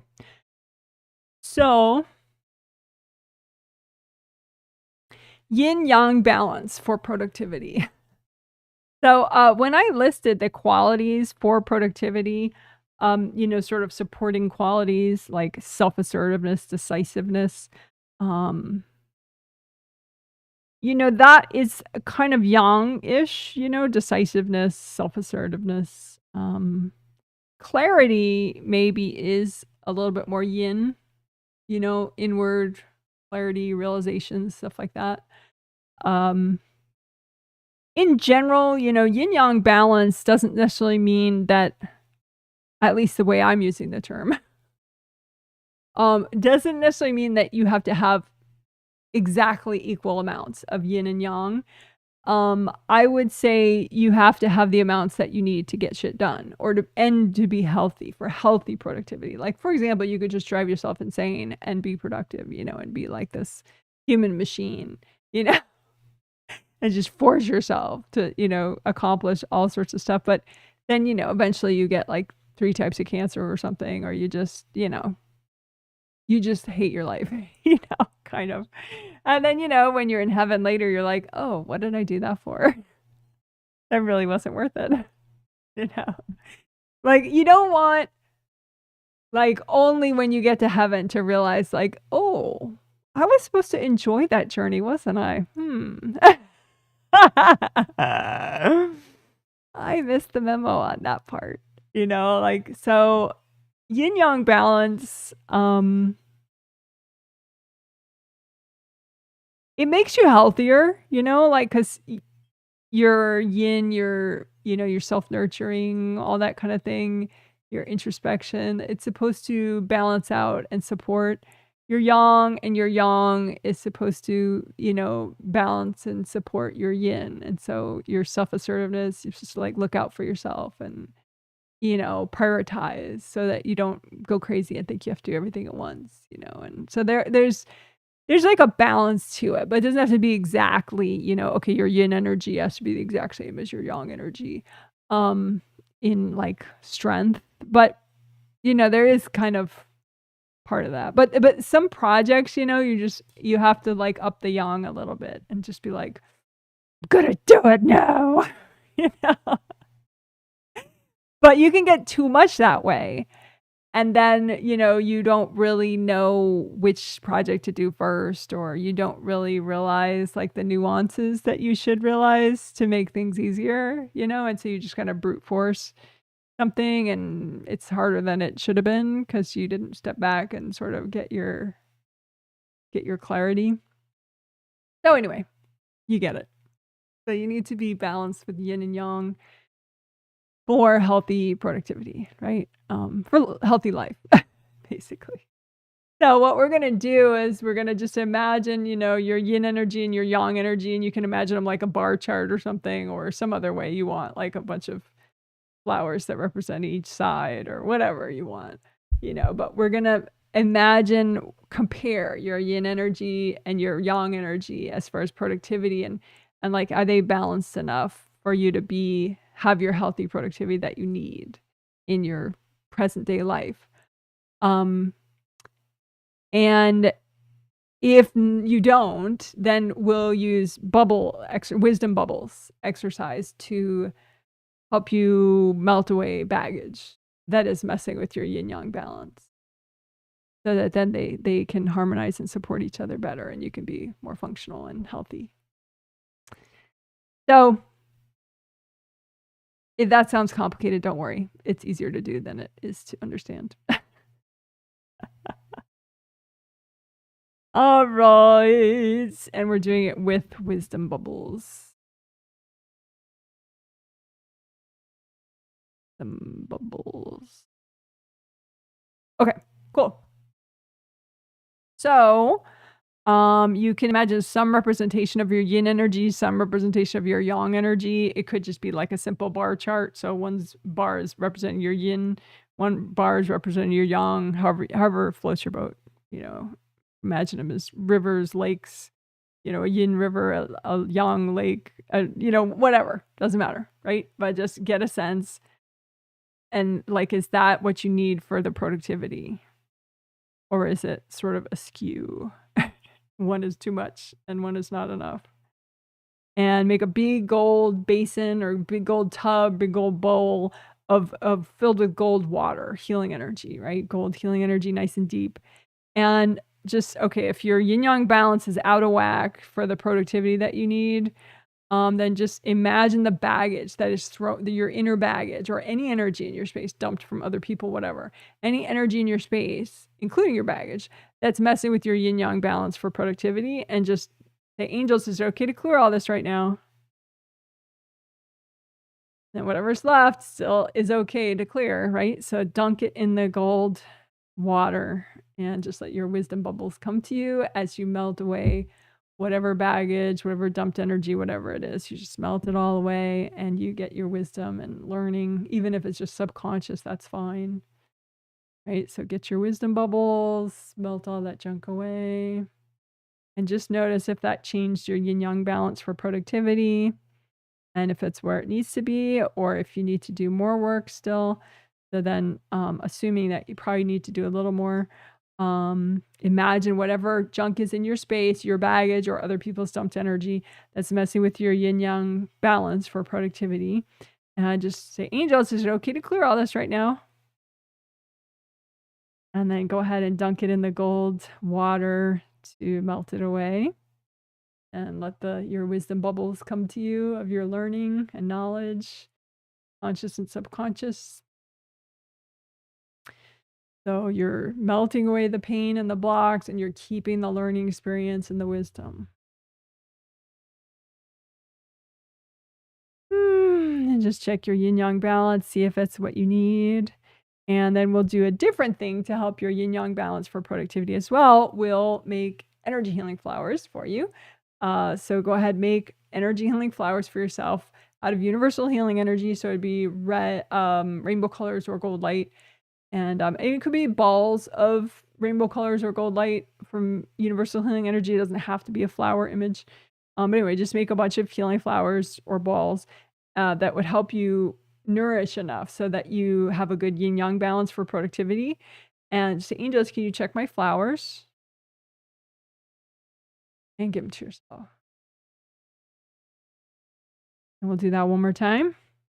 You can nourish your yin-yang balance for productivity. Make a whole bunch of energy healing flowers to nourish your yin-yang productivity balance. Angels, can you check my flowers? And give them to yourself. Couple deep breaths into all your major joints, including your big toes, because why not?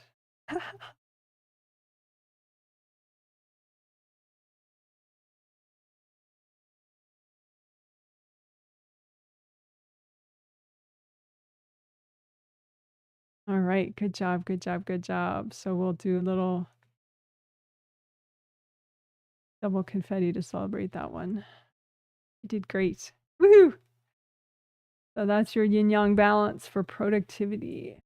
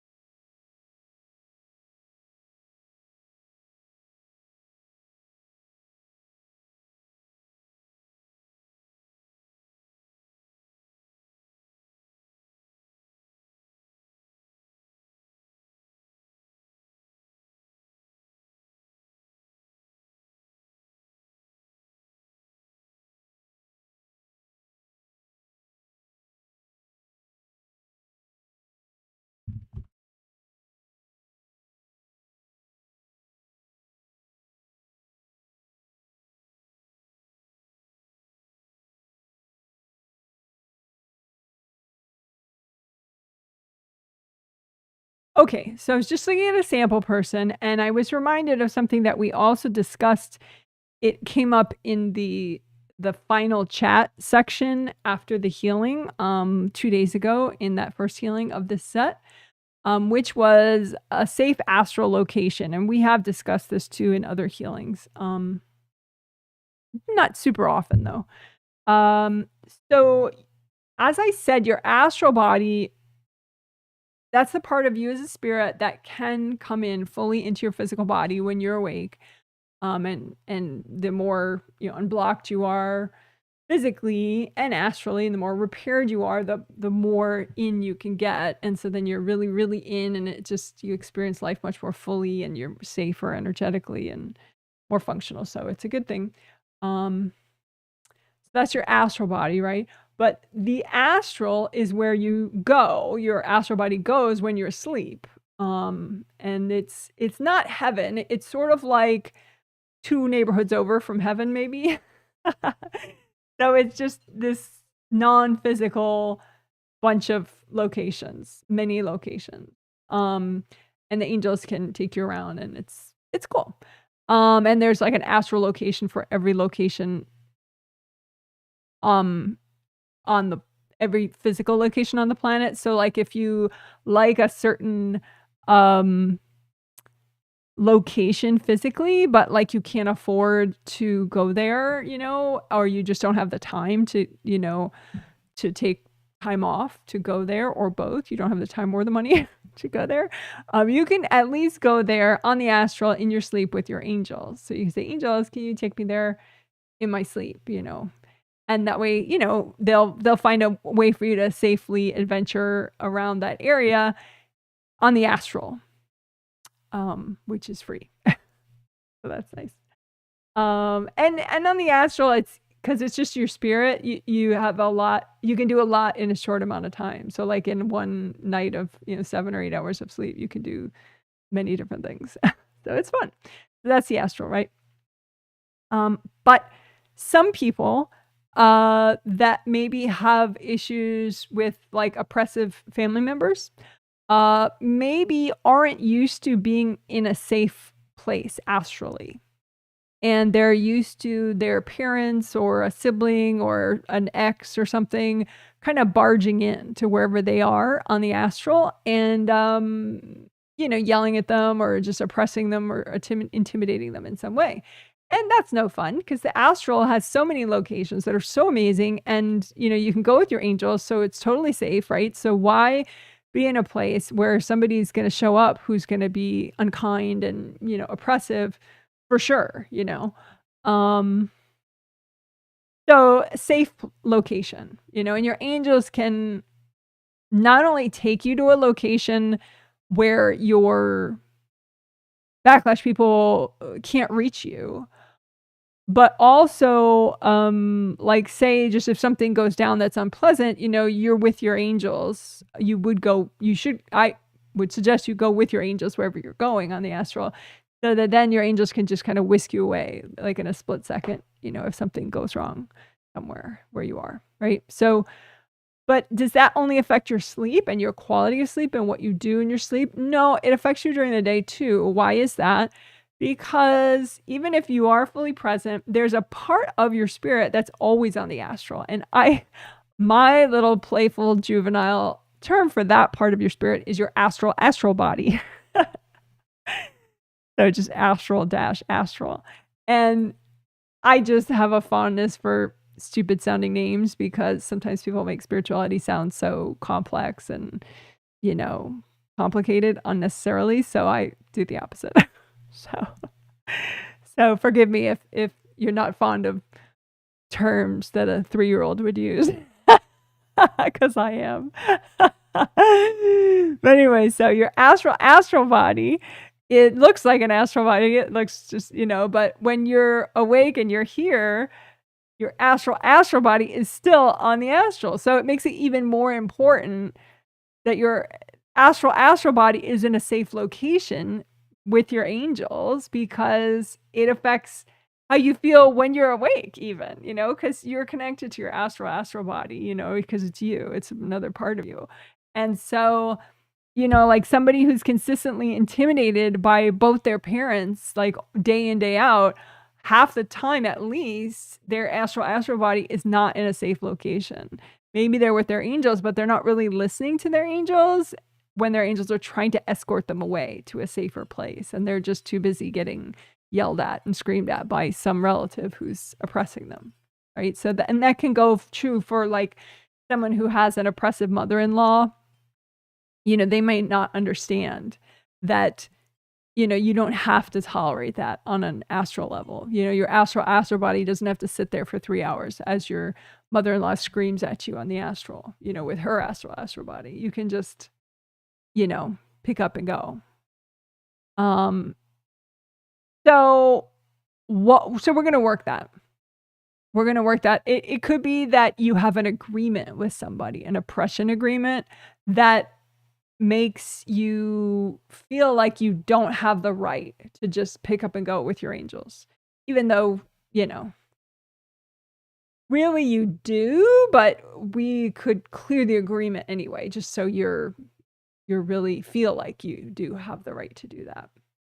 So I hope that makes sense. So that's what we're going to do. We're going to just help you practice to go to a safe place with your angels, So it's like your angels know, you know, so you don't have to worry. It's just like you're there, you know, a safer place. And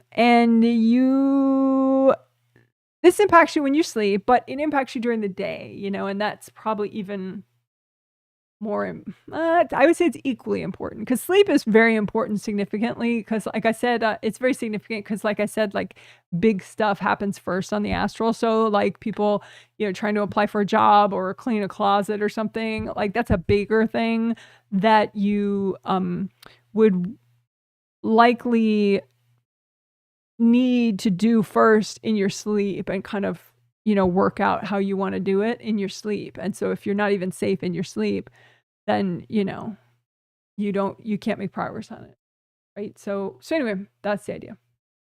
Easier to do than to say, fortunately. So let's do. Okay, so first, let's clear agreements that you may have that cause you to kind of freeze up and not go to a safe place, either with your astral body 24/7 or your astral body when you're asleep, right? So any sort of unsafe location kind of agreements that make you feel like you can't leave, right? And just take those agreements and you say, angels, can you help me with these agreements? And just, you know, use gold light and you can melt them away. Because your angels, you know, if your angels say, we need to get out of here, you know, that should be enough, right? So if you have any agreement that's in the way of you, you know, listening to your angels over safety concerns, you know, that's a problem. I would suggest, right? So any unhealthy agreements that you have that cause you to feel like you have to stay in an unsafe place despite angel advice, just look at those agreements and get real, you know. Understand that you have free will and you can melt those agreements with gold light. And if you feel weird about it, you can just hand them to your angels and say, angels, can you help me with these?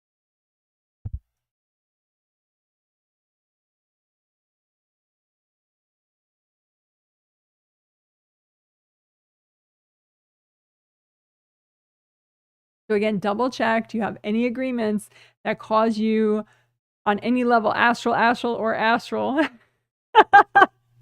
astral body or astral body, to stay in an unsafe place despite your angel advice? Any agreements like that, just imagine those agreements and you can just melt them with gold light, because you have free will. You don't have to be forced to keep an agreement. All right. And if there are any left over that aren't melting, just say, angels, can you please help me with these?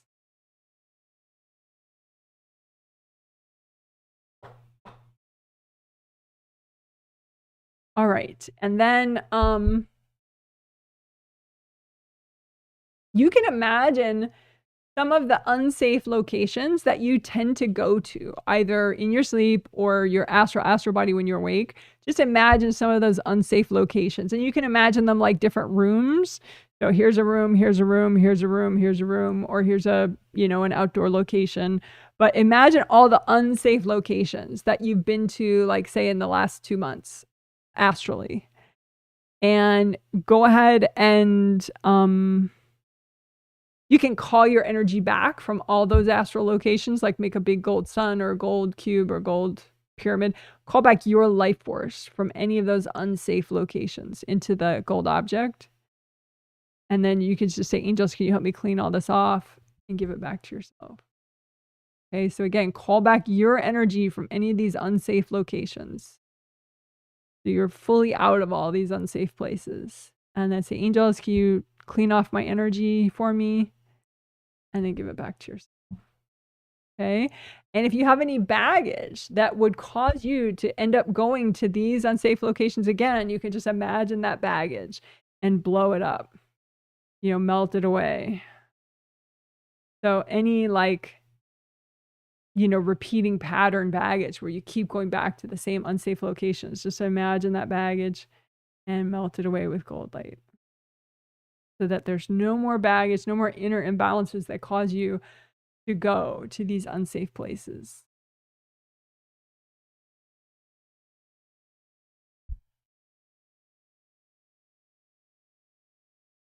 Including, you can have baggage that causes you to not kind of push back with other people. Like, say you have a best friend or a sibling or parent or something, and they will only meet you in an unsafe location. You don't have to accept that.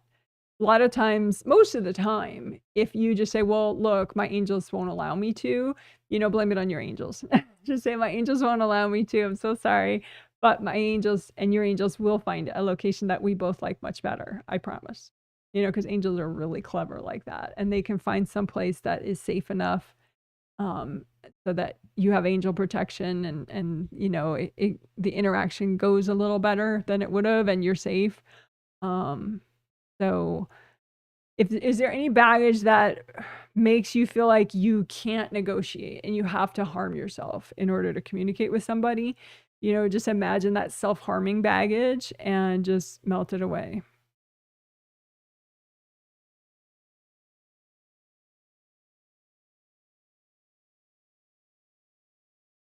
And you can blow up the images of all those unsafe places that you've been to.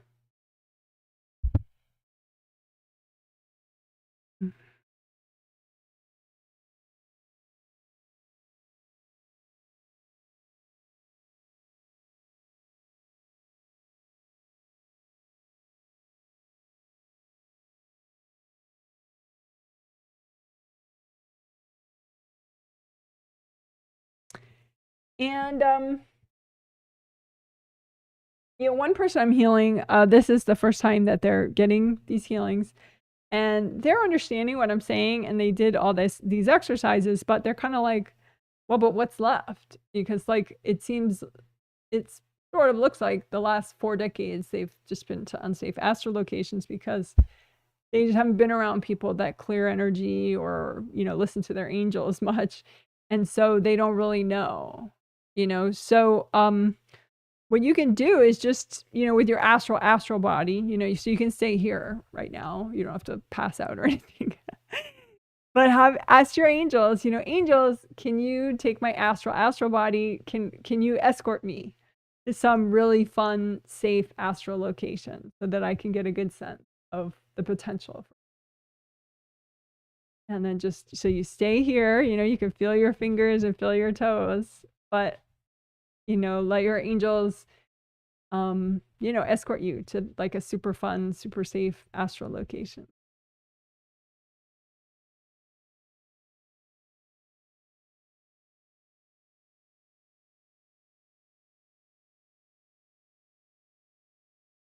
All right, good job. Woohoo!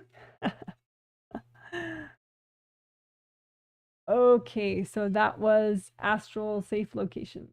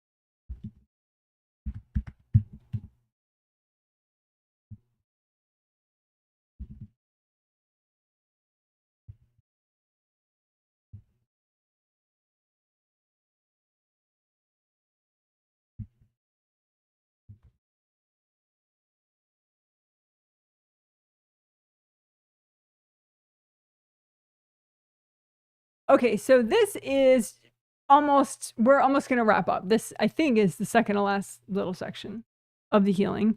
And it's just to help you fully adjust, more fully adjust, so that you have a really gentle sort of flow forward. You know?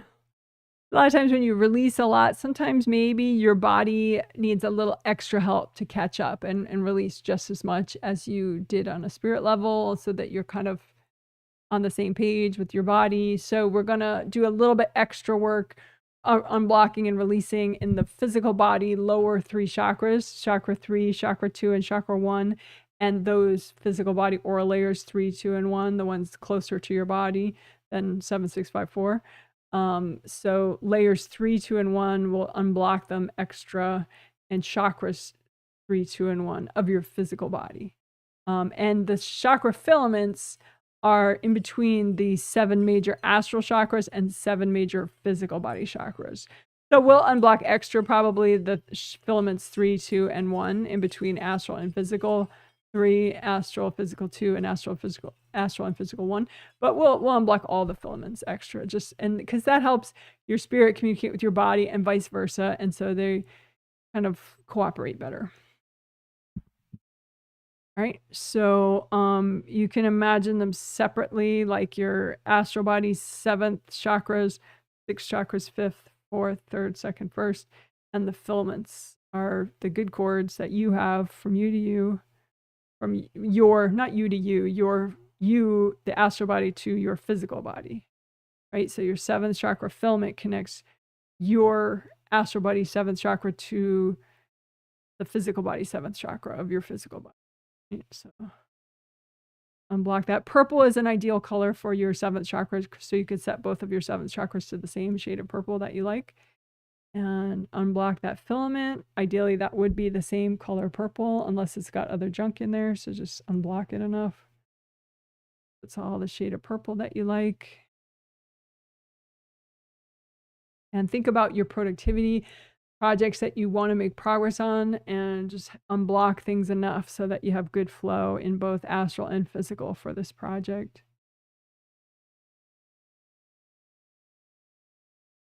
And 6th chakra, astral, 6th chakra, physical, and the filament in between them.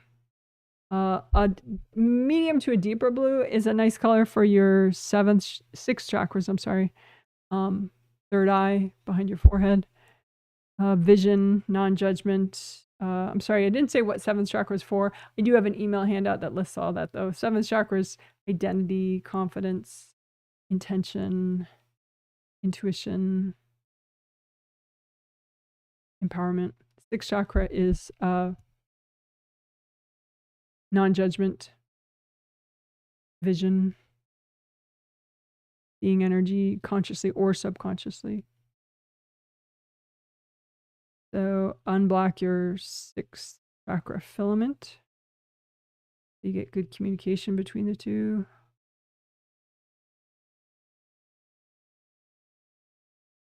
And just think, do you have enough flow? Do you have enough energy being generated for the level of productivity that you would like? And then 5th chakra, same thing, astral and physical. 5th chakra filament.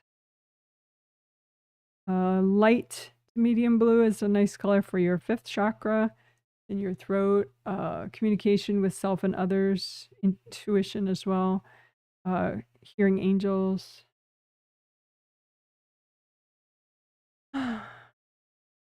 Peace of mind.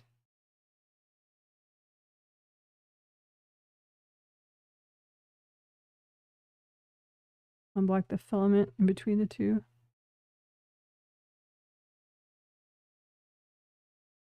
Melt any cords going into your 5th chakra filament from other people. If you have any beings messing with your filaments or your chakras, you can just imagine them in a bunch and just say, angels, can you recycle all these beings?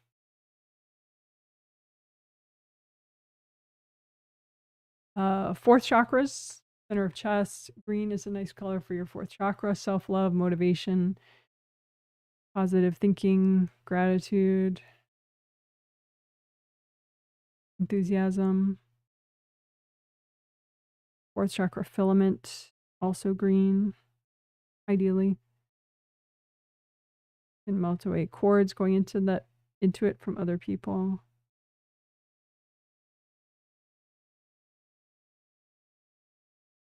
And again, think about your productivity. Do you have enough energy flow and energy being generated here in your fourth chakras and your fourth chakra filaments for the motivation that you need for your productivity?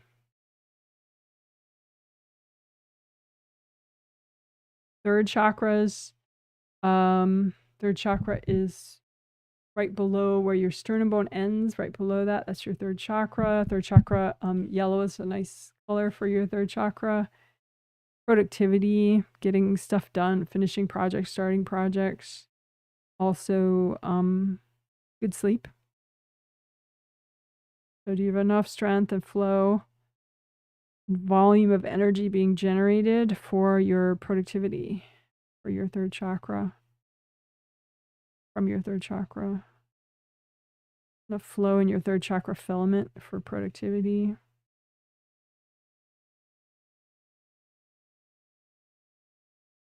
Second chakras, below the belly button. Orange is an ideal color for your second chakras.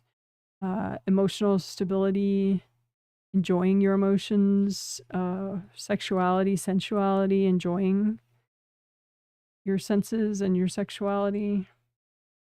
You can heal and unblock your second chakra, both your second chakras and your second chakra filament, so you have better flow. Just think, do I have enough flow here, enough volume of energy for the productivity that I would like? If not, just melt away devices, melt away other people's energy, melt cords, other people's rules, other people's judgments. Out.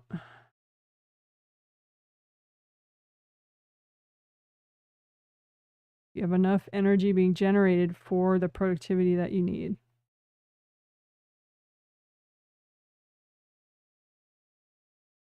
Some people are thinking like, oh, I just need to get shit done, Janet. I don't need sexuality. Yes and no. All the chakras support each other, and they all have a role to play in keeping you healthy and keeping your body healthy enough. And so you can't really afford to, give up on certain chakras without sacrificing some stability and some health and some, sanity and all that. So ideally, just think of love all your chakras. Don't pick favorites and disown certain chakras of yours. It's not a winning philosophy there. So again, second chakras, orange is ideal. Get enough flow there, and you can intuitively think. Don't prejudge it. Just think, okay, well, what level of flow and strength and power do I need in my second chakras for the level of productivity that I want? And do I have that? If I don't already have it, I need to get rid of some devices. I need to get rid of some cords, clear some baggage, keep nourishing and strengthening.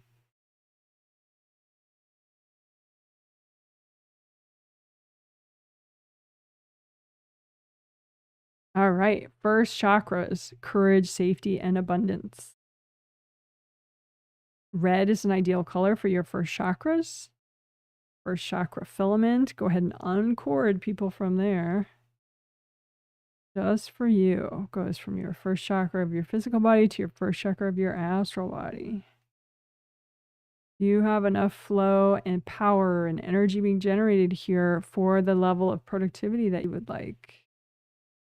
If not, lift out devices, blow them up or melt them away or give them to your angels. Angels, here you go. Angels, here you go. Here you go. Lift out intergenerational burdens.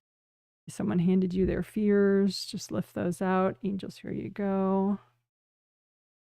Angels, here you go. Do you have the flow and amount of energy generated here in your first chakras and your first chakra filament for the productivity that you would like, for the sense of calm and courage that you would like? Do you have enough flow here? Not, just start clearing everybody out. Don't worry. Do they think they're helping me or do they think they're harming me? No, no, no, no, no.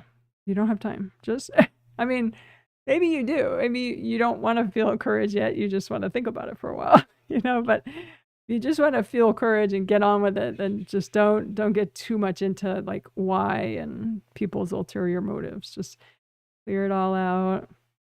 Get your strength, get your flow. And ask yourself, do you have enough flow here in both your first astral and first physical and the first chakra filament? Do you have enough strength and flow and volume of your energy for the type of productivity that you want? And if not, there may be some cords that you're not noticing that you can melt, maybe from the backs of the chakras, melt those cords. Check now, do you have enough energy being generated from your first chakras and going through your first chakra filament? And once you get to the point where you're like, okay, that's enough work to do for now, I did a good job, then that's that, right? Healthy and gentle amount. And let go of all that imagery. Good job. You're a rock star. Ah.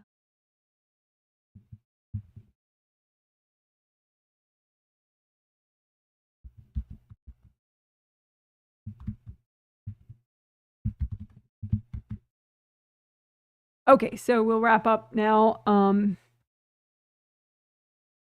including, we didn't do the unblocking of the aura layers. Let me double check with people.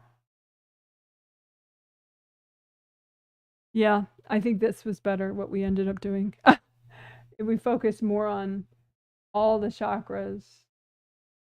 We did 7 and 7, and we did the filaments. We didn't focus much on unblocking aura layers, but it seems like that was really strengthening it. So now people's auras are releasing better.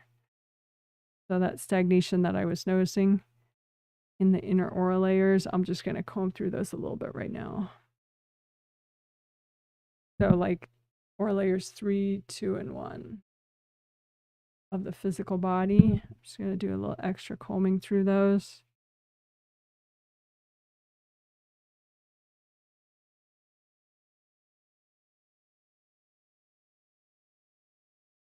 Unblock to the extent that's healthy and gentle to do right now. All right. Great. Let's align chakras. So just imagine your major chakras along your spine. Do a nice big wide band of gold light. Run that through the area up and down your spine so that your chakras are unblocked and aligned, and the magnetic fields of your chakras are also aligned.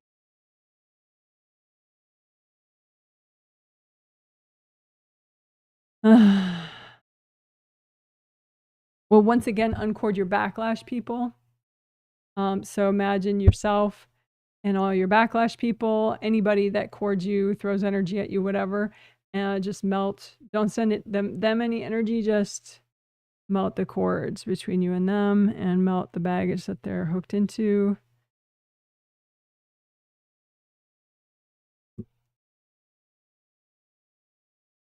So we're uncording your backlash, people.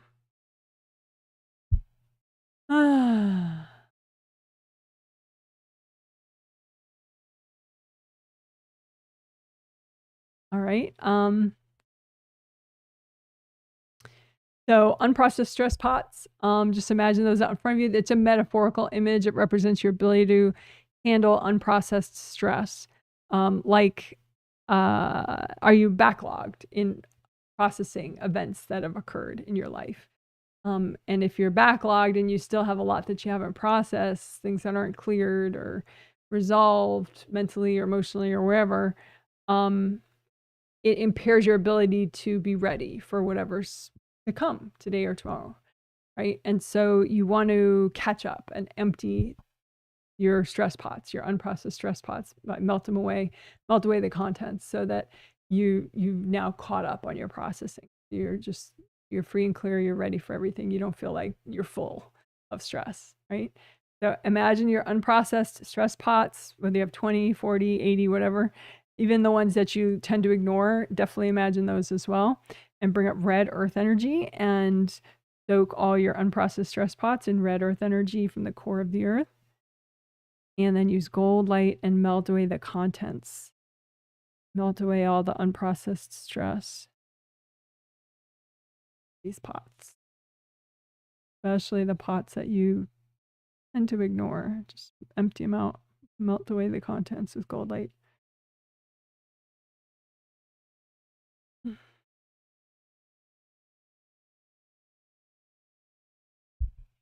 All right, good job, good job, good job.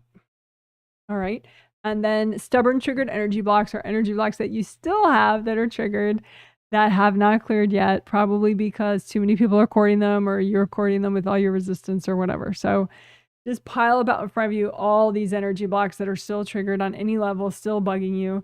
And just bring up red earth energy, soak them all in that, and then use gold light to melt away cords going into these energy blocks. And wash out your resistance, because your resistance is like a glue that can glue all these blocks together, making them harder to clear. Melt out your resistance, melt out other people's energy, so that these blocks can finally clear. And you could blow them up if you want, if they haven't melted yet. And if there's some left over, you can give it to your angels. Angels, can you help me with these? And we'll do one more batch of those. Any stubborn triggered energy blocks that you still have that are not cleared yet, pile copies of them out in front of you. Bring up red earth energy, soak them in that. Drain out your energy from them. Melt away cords going into them from other people and from you. And wash everybody's energy out of these blocks. And you can blow up the blocks. You can just melt them with gold light.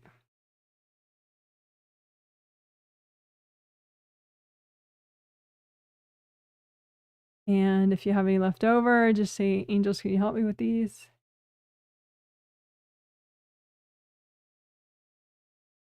And think of those tree trunk areas, you know, you're above your head, unblock that, and your shoulder joints, hip joints, knee joints, ankle joints, and big toe joints. And just unblock all those areas. You can burn away any sort of hard clamp devices in any of those areas with gold light.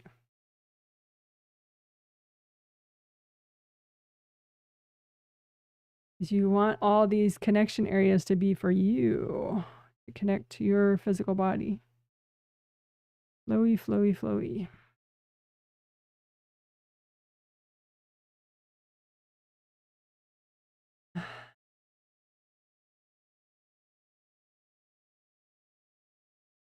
Right in front of your belly. Your aura is in front of your tummy area. You can comb through those.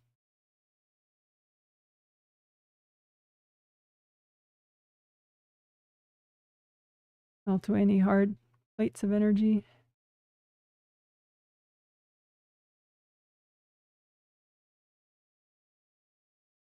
So again, right in front of your tummy area. Comb through your auras, melt away any hardness.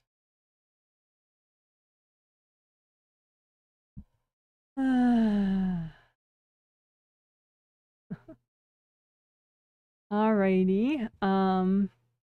You may have some productivity that you haven't yet brought in, but you're trying to bring it in, and it's your energy. You can imagine like a little mini you, and then bunches of your productivity energy that you haven't yet brought in, but it's ready, but your little block maybe. So just unblock, run gold light through those, you know, rainbow colored bits of your productivity up there, and run gold light through your astral and physical body so that you can finally bring in those bits of your productivity, your focus, your determination, your clarity, assertiveness, decisiveness.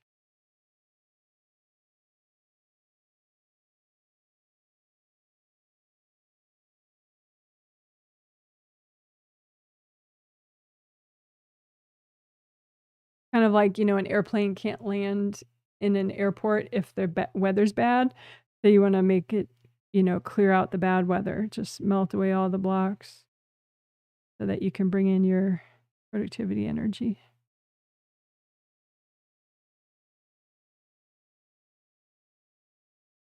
All right, and redo your gold buffer zones again. And as we wrap up, you can just ask your angels to help you. Just say, angels, can you please help me wrap up this healing? Angels, can you help me with my productivity?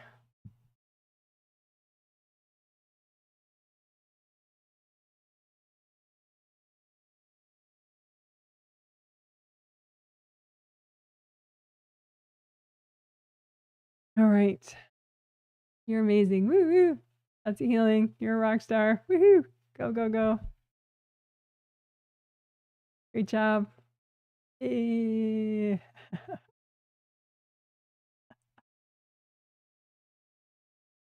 All right.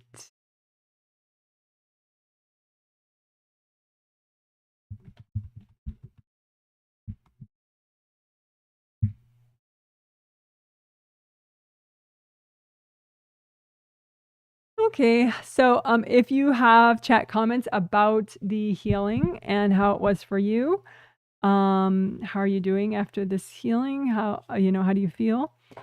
And you have comments about the theme itself, getting shit done, productivity, self-assertiveness, clarity, decisiveness, focus. You could chat them now. You could also just post under the video later as a video comment.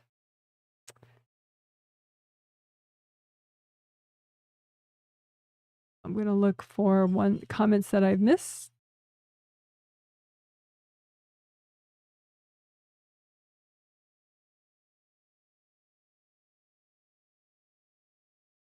Someone says, tuning in from the Emerald Isle, Ireland. Hello, hello. Hi from Chicago, 65 and sunny. Hello to you. Someone says, thank you so much, Janet. Feel good. Wondering with productivity, what angels want me to focus on for work outside of my job right now, my own business. I got cut from mentioning a person's name, summit, not sure why, what else to do. Yeah, it looks like your angels, like that's sort of a meant to be kind of a thing that you got, that you're not going to be a part of that summit. From what your angels show me, it looks like you can get kind of too into other people's organizations and groups and how they do things. And not that you're a follower, but that you end up trying to rework the way other people are doing their things. But you're really like more of a creator than a redesigner. It's not really your purpose to, from what I can see, obviously sleep on it, pray for clarity, yada yada, work with your angels. I'm just a fallible human, right? For sure. But you're more of like an original creator than you're realizing, and so you keep trying to collaborate, and not only collaborate but like redo what other people are doing and like re-engineer it for them. And sometimes they're asking you to do that, and sometimes they're not asking you to do that, but it's not really like your strength. You're a little bit loud and opinionated for that. And I don't mean that as a bad thing, So it's like you're more of an original creator, like a lone wolf thing, like to do your own way, do your own thing. But you're so much in like redesigning and collaborating that you're kind of like a little bit, it's like your flavor has been changed by all the collaboration that you've been doing. And so your angels are kind of showing me that if you could just back up, like spiritually, enough that you could realize what your flavor is. Like maybe right now you're blueberry, but you're not really blueberry. You're really like cantaloupe, but you didn't know that you were cantaloupe because you were busy collaborating and it changed your flavor. So they're kind of like just, try to like they're not saying leave all the organizations and groups that you're a part of yet. They're like, you can still be a part of most of the ones that you're a part of, but maybe there is one or two that it like alters your flavor too much even to be a part of it at this point. But maybe the other ones you can be a part of, just not in the way that you were. You have to like take some steps back to get your own flavor. And it's not that you get your own flavor from that group, you know, but it's you just don't want those groups to alter your flavor. Because they're like, if you know your true flavor, then that's when it's more obvious what you want to create. I hope that makes sense. They're like, you're not here to collaborate, but you keep trying to collaborate. You're here just to do your own thing and offer something that's uniquely yours, not in a collaboration context. So, you know, take that with a grain of salt, many grains of salt, you know, meditate on it yourself and all that. But that's what I'm looking at. That's your angels are showing me. Someone says, thanks for all that energy. Hello. Hello to you too. Welcome, welcome. From Smithville, Texas. Well, hello. Smithville, Texas in the United States. I bet it's hot there, huh? I hope you're staying cool.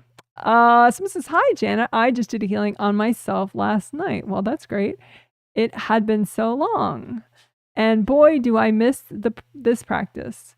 Feeling much clearer today. Glad to be tuning in. That's nice.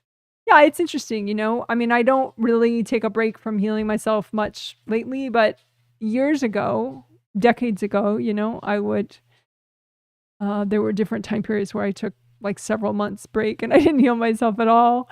And then I would get back to it and I'd be like, oh my God.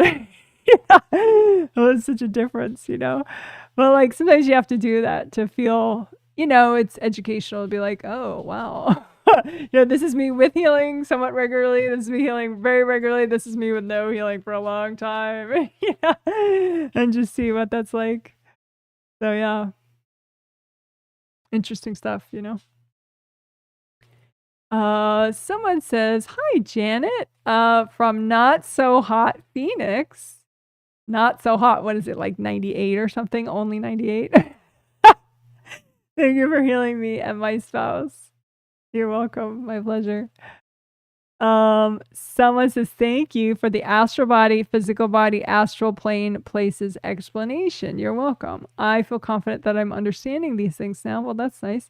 I'm busy defending wax onto my right knee today. Yeah, you know, you could make extra gold buffers for a body part. Just so you know, so you could make extra gold buffers for, you know, because sometimes you'll have a backlash person who just has a weird fixation on a certain part of your body and like whacking the crap out of it, you know, like a certain knee or like a couple weeks ago. That's why I always mention big toes now, because my birth father had this weird fixation with like kicking the shit out of my big toes. And I was like, what the fuck, dude? You know, so, but you can, and my knees, he was in my knees and my big toes. But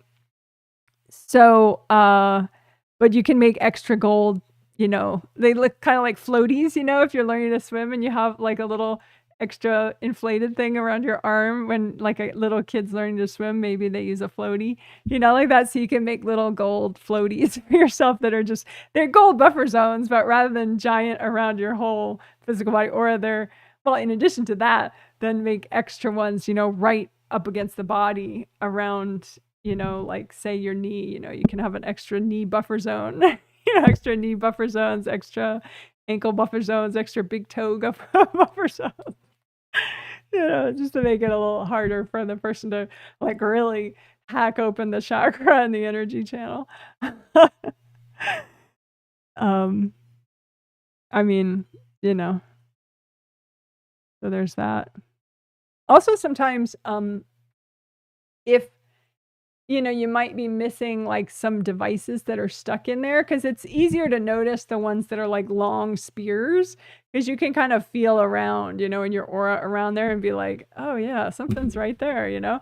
But sometimes like stuff can get jammed in there like a device, but it's, I call them plug devices because there's not much sticking out, but it's like a hard device there.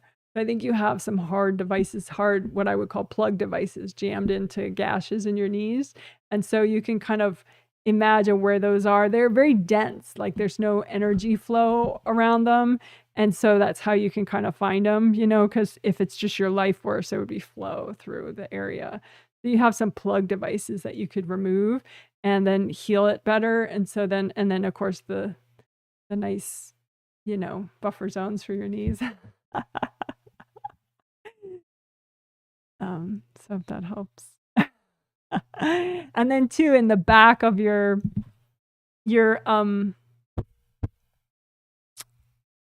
gold mesh spheres of your Wei Qi auras. So we did that in the aura repair section. Your gold mesh spheres, like right here, are like still beat up right here. So the one around here, they're okay now because we did repair them, but these ones didn't repair properly. So you do extra repair of your gold mesh spheres back here. Fun with knees and toes.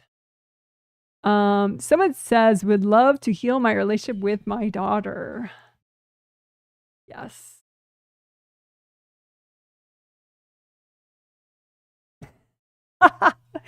She prefers park bench communication these days, it seems like. It seems like you feel like you're just saying some basic stuff, but it's very triggering to her right now. In part because she had past life fathers that were very oppressive and even violent. And so even though you're not oppressive and you're not violent, it's like, you know, the dad baggage still triggers because you're a dad. You're her dad. So if you do park bench communication, it's more likely that you're not going to be triggering her past life dad baggage from other dads.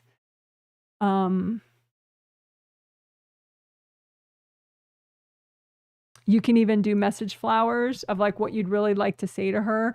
You know, imagine like a big park bench, big long park bench, and you're on one end, and if she wants, she's on the other end, like away from you. So she has control of how close on the park bench she is from you. And then you make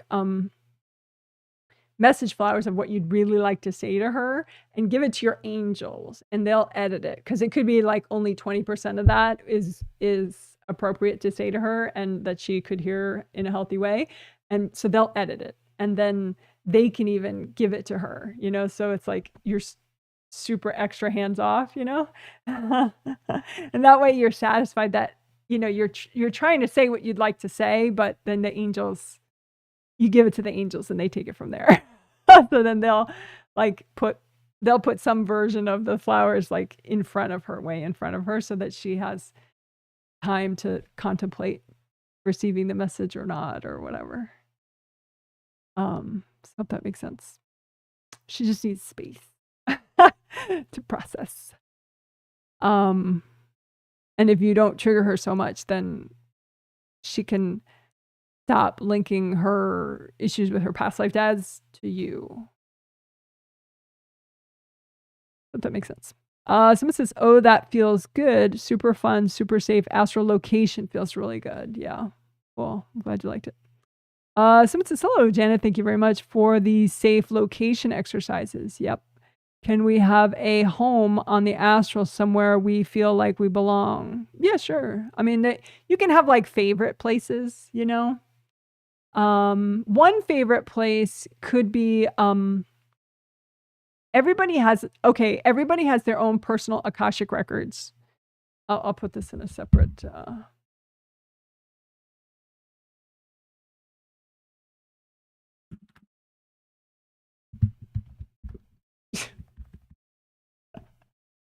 it's not triggering at all that everyone can see every typo I make.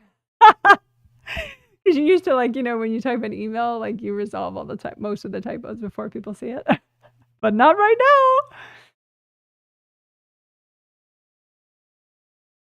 now. Oh, frig, what was I going to talk about? Oh yeah.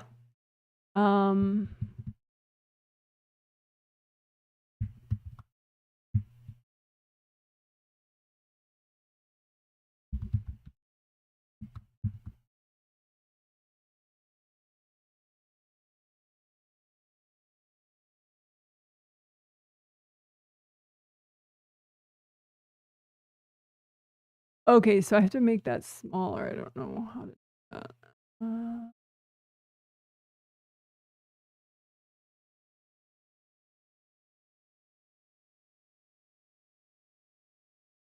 Okay, there we go.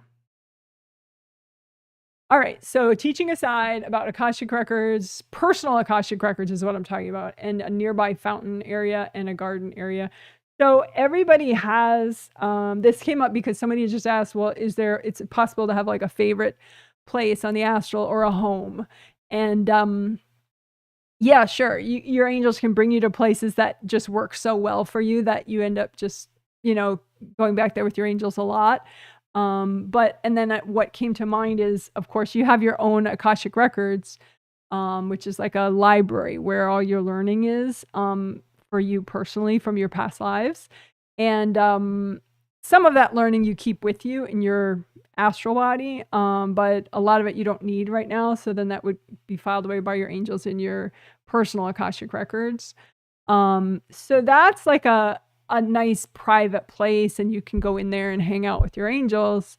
But outside of your Akashic records are other private personal places as well, that have like a similar kind of a vibe, maybe a step down from like Akashic records vibe, but like still very private and very safe. And there's like a fountain area, when you can like bathe in the fountain, like it's a big, fountain, and you can hang out in the fountain water if you want, and it's kind of like a good vibe for like your original essence and stuff. So that like fountain area, that's outside of your Akashic records, and everybody has that. Of course, you could redesign it however you want.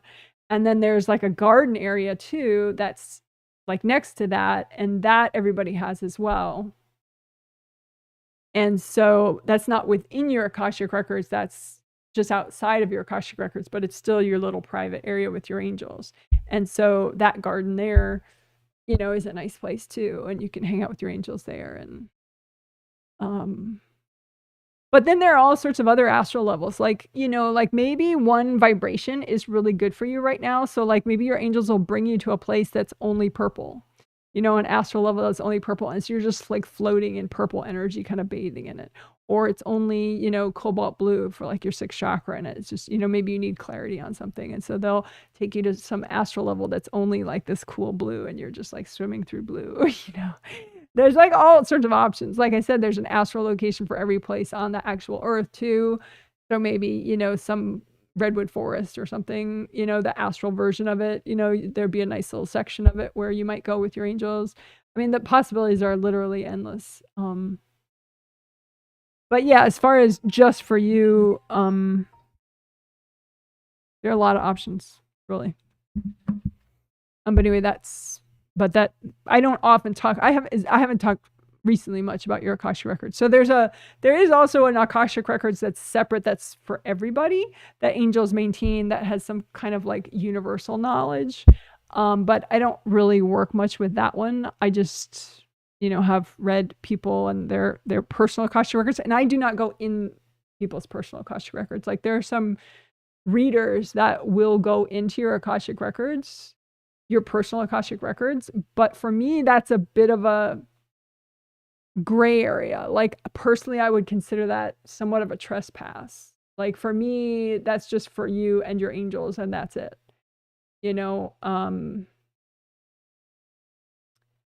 But I think, with a person's consent, a person could go in there, but for me, that's like way overboard. Like I could read, if I was, back when I was doing personal individual sessions, I could read somebody when they were in there. So I'm not in there. I'm just remotely looking, at what they're doing, and what their angels gave them or something. But I would not go in there. But Akashic record readers, what little I know of them is they actually go in instead of you, and bring stuff out for you, which for me is like a misunderstanding of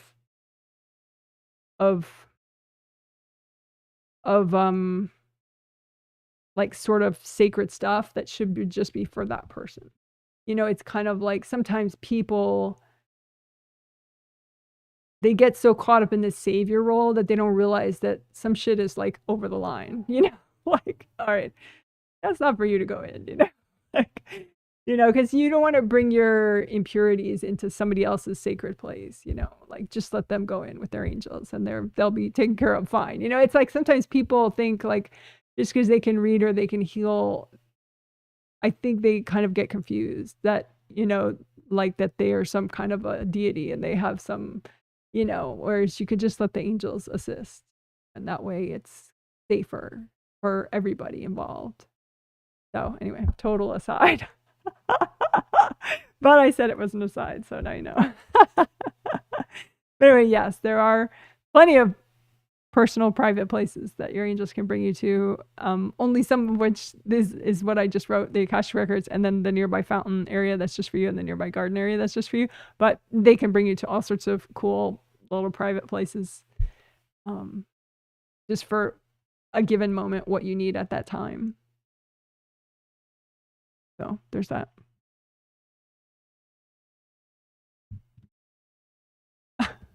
More typos. Okay.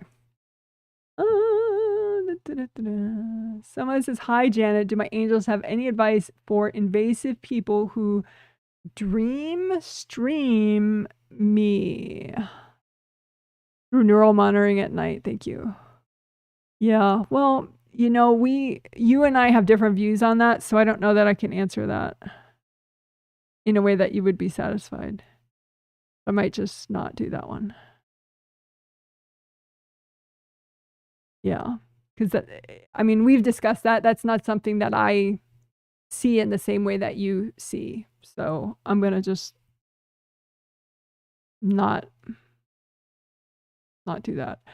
The version of that question that I could do is there any way you can improve your sleep? That I can do.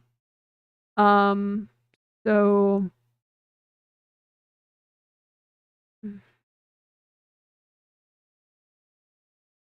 yeah, I would say more on the actually, you know how we did a melded fifth essential section today right after chakra repair. We did good karma windows, flow zone,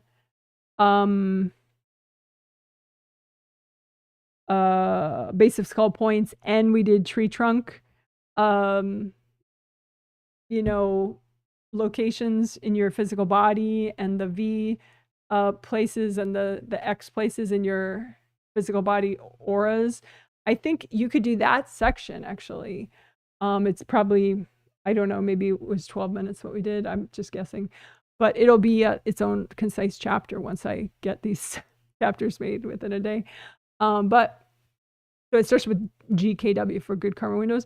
But if you do that section, I would think that could help you with your sleep. Because the problem is you get invasive energy, just, you know, from random people and relatives and people that you've had conflicts with, and, you know, invasive beings. And if there's too much damage and blocks, then it's like your body just vibrates way too fast, and your spirit isn't going to leave and go to sleep if your body isn't peaceful enough and calm enough.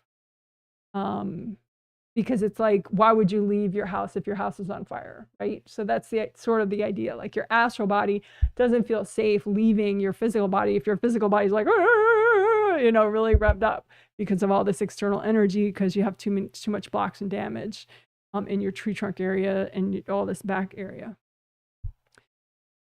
So I would say that, plus maybe something really simple like tricolor earth energy soaks are really nice. And you could even leave up one of the colors of earth energy soak, you know, so that you're just like soaking in, say, yellow earth energy or red or orange if you prefer, and your body is just soaking in that, you know, because earth energy is like sort of the opposite of that rev energy. And so that could be nice. And you could even do an earth energy soak for your whole bedroom and just, you know, leave up the earth energy and just soak everything with it. So it's kind of like a similar vibe to like a redwood forest or something, you know, just really peaceful forest, you know, sort of slower moving earth energy, you know. So that's what that's my answer to how you can help your sleep. So I hope that's helpful for you. So it says, thanks, Janet. My husband and I have been cranky throughout the healing. He keeps saying he's overwhelmed. Oh, let's see. He also did get the healing, of course.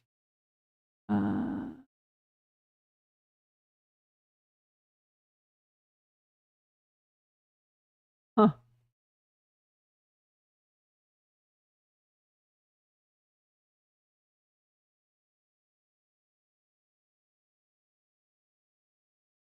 What you can do, because it's your mom, but is it really your mom? You know, like it's through your mom. This invasive energy comes through your mom at both of you, because she's sort of realized that you guys are a unit and you guys as a unit will be moving away if she doesn't like stop you, you know, moving far away.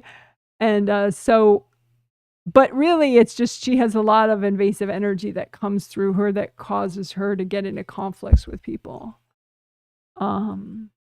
So I would say just imagine your mom and then just imagine all those invasive beings that are trying to come through her to mess with you guys. And just say, angels, can you please recycle all those beings?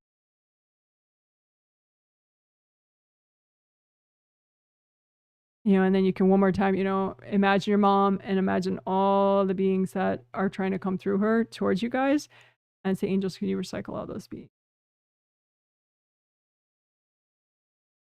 And then your husband's sister is a little bit like that. Like 1/3 as much, but still, you know, so you can imagine his sister and just imagine any invasive beings that are and or might come through her to mess with you and your husband, and just say, angels, can you please recycle all those invasive beings?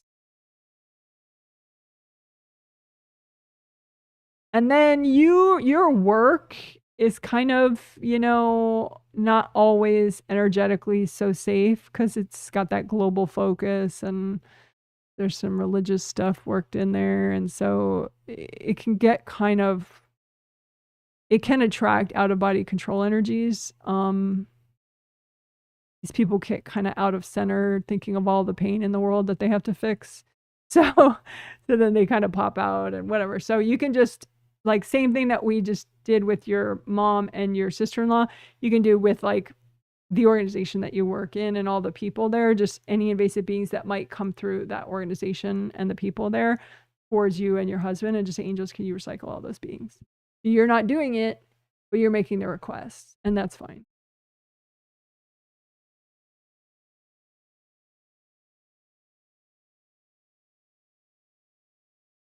Yeah, so I think those 3 areas, your workplace, um, your sister-in-law and your mother, you know, and just do that, you know, the way I did, like the beings coming through. Just maybe like twice a day, you know, those 3 areas, just any beings coming through those 3 areas, just to like take the intensity down a couple notches.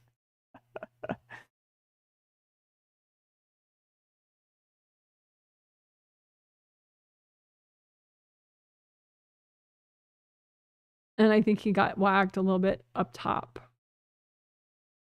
by your mom, like she did a karate chop thing. I'm just repairing his creative rings, the top of all his auras. Because he got the healing, but he's not a conscious participant, so I can't tell him to do that. Well, I could tell him to have his angels do it. So he'll probably be okay in a couple of minutes. If not, you can just just telepath him and say, hey, let your angels heal you. Or you could let your angels heal you. Same thing for you. You could do it yourself, though, because you're consciously hearing me. So just some repair in the upper part of your auras and creative rings and 7th chakra. Because she went from top down. Okay, hope that helps.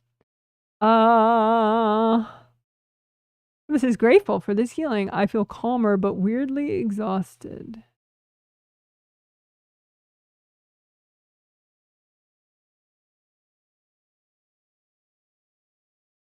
I think there's some sadness that you're feeling as weird exhaustion, but it's actually just repressed sadness. So you could like melt, you know, whatever baggage is making you feel weirdly exhausted, but I think a bunch of it is sadness. But you could just, you know, like do like a wisdom bubble kind of thing, you know, a big tub of gold light, any baggage within you that's making you weirdly exhausted, you know. I don't actually think it's anyone else's energy. I think it's just old stuff that you're more present now, so you can feel it and you didn't feel it before. But you don't have to know what it is. Just, you know, imagine it like big bricks, whatever's making you feel exhausted. Get your wisdom bubbles. Someone says, for the sacral chakra, I like to imagine Austin Powers. He was so turned on about life that the universe, conspired to work with him. He was undefeatable and having fun all the time. Yeah, I mean, there are different sort of images or ideas that you could use to motivate yourself, you know, and just psych yourself up, you know. I'm ready. I could do this, you know, whatever imagery you need.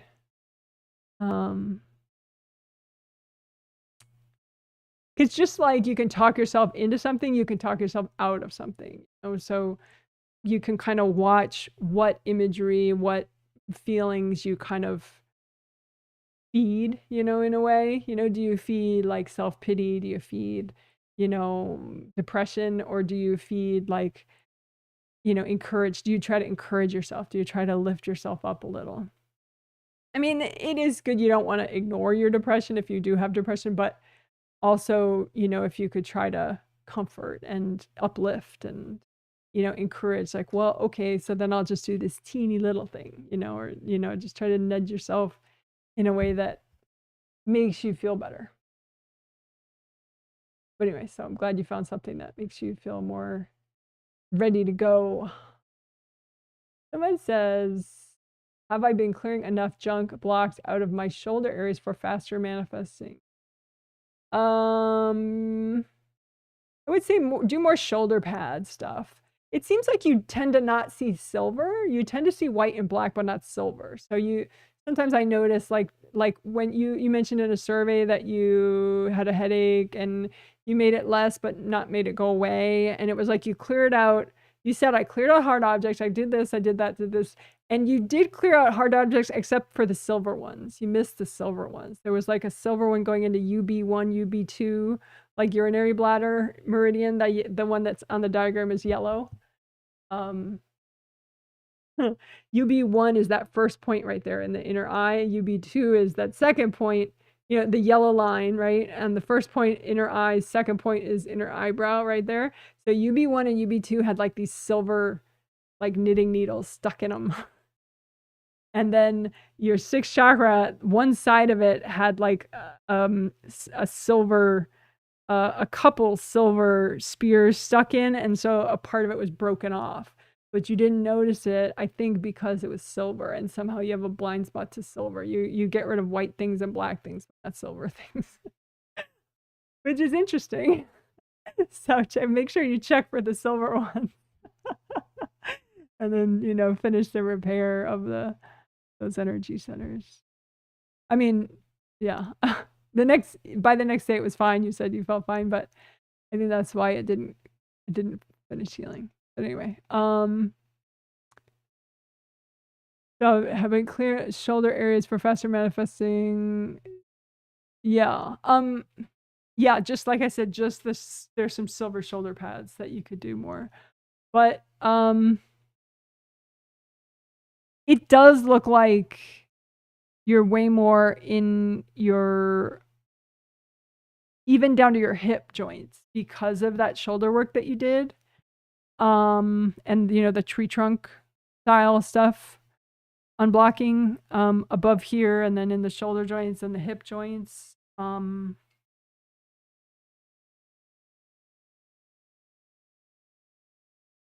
Yeah, I would just it's only recently that now all your astral locations are safe ones that your mom can't access.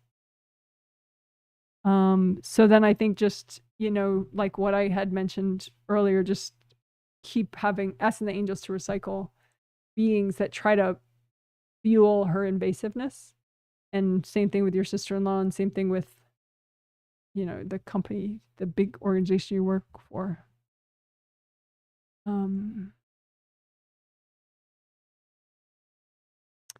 Okay. But yes, it does seem to have made you much more present in your, all the way down to your hip joints and your knee and ankle joints and big toe joints. You could work those too, but it doesn't seem like that's really in the way of your manifesting, but it could be nice to work those, of course. But yeah, it does seem like that's helping. Someone says, thank you. My fave part was when we did the Astral Safe Location. My sleep last night didn't feel restful and hope this may help. I did start feeling annoyed towards the end and it's still there. I think it's my hubby that must have triggered something. Thank you. Yes. You have a couple astral locations where you guys just like fight and argue and complain about each other, and you blame all your problems on him and he blames all his problems on you. And you were calling back your energy out of those places. And what you can do is you can imagine like a park bench communication with him and just explain to him, look, you know, you drive me crazy and I know I drive you crazy. So I'm just trying to get off your back and I'm trying to get you off my back. You know, so like you kind of own that it's a two-way oppression that you guys have been doing with each other. And that way it's not so offensive for him to hear it. And you can, you know, explain to him with the park bench stuff. I don't think you have to do the flowers and just give them to the angels like that guy I was saying to do for his daughter.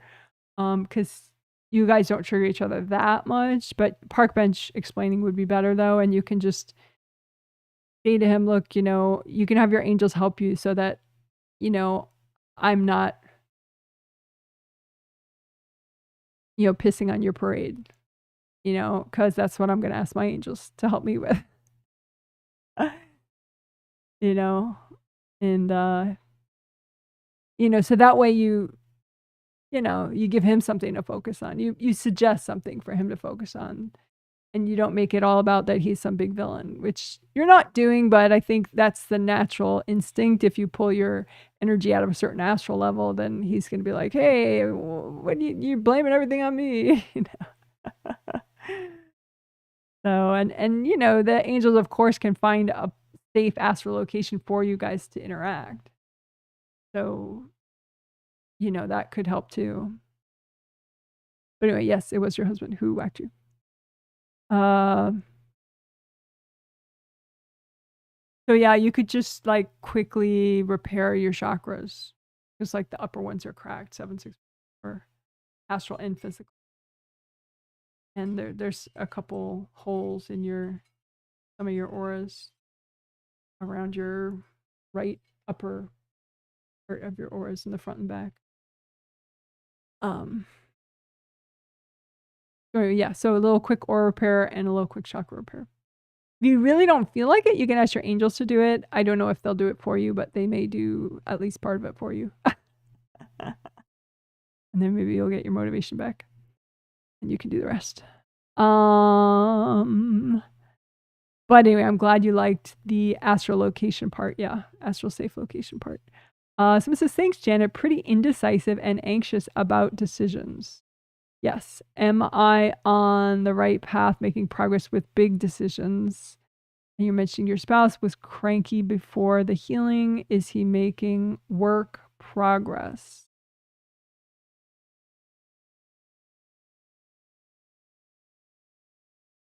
You know, it's interesting. When you said, is he making work progress? That immediately I checked to see if you were in the way, if you were, because like there's a way of observing people, but you kind of get in the way, like you're on his path trying to coach him. And that's a tendency that you have, in part because your mom is like so incredibly invasive that even when you're 100 times less invasive than she was, you're still being invasive, you know? So it's like, so I think just have your angels help you to really not be invasive with your spouse. Just because, like, if you go by what you're thinking right now, you're still being invasive. Which, you know, it's not, doesn't mean you're evil or something. You know? It just means that, you know, you were raised a certain way. And so you're doing your best to undo that, but you're not fully there yet. That sort of pattern in your space. So,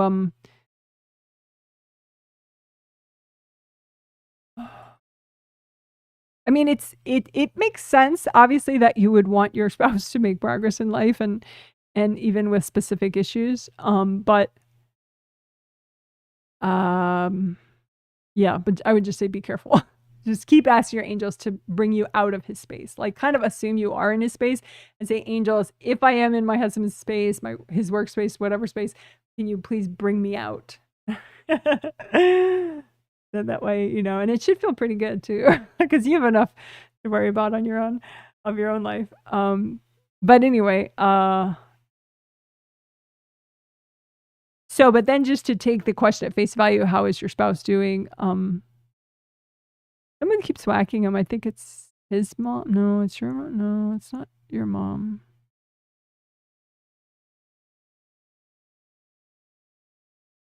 This time it is one of his ex-wives. It's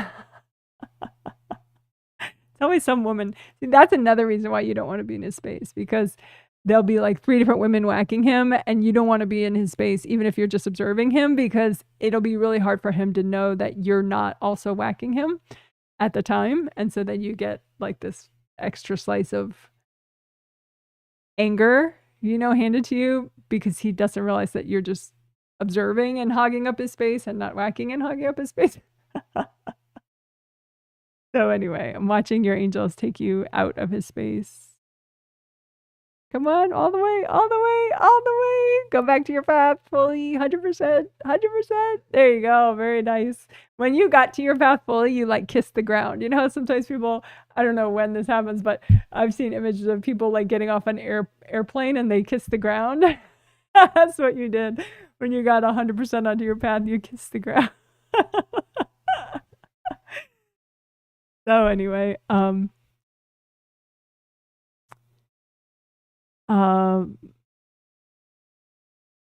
he's working on it. He's working on his boundaries with the women in his life. And even his dad, though, too. Or I don't know if his dad is still living, but his dad's expectations in his space. He is making progress, but if you get out, then he always makes a growth spurt. So every time you get out of his space, it'll give him a nice growth spurt. If you stay out of his space, that'll help him even more. But, you know, so that's the way you can help him, is just, you know, have your angels fully, fully, fully take yourself out of his space. Alrighty. There was another part to your question. Decision. You know, I said before in the other healing, you know, you go up to that little bench area in your aura sometimes when you get overwhelmed. So when you do that, it's sort of like a step back sometimes, because sometimes you stay up there a little too long and then you get overwhelmed. And then it's like chakras get busted and damage happens because you're not in, you know, sort of in charge. You know, you kind of leave the premises and just hang out in the little perimeter. So I guess if you space out like that again, just ask your angels for extra protection so that things don't get so damaged.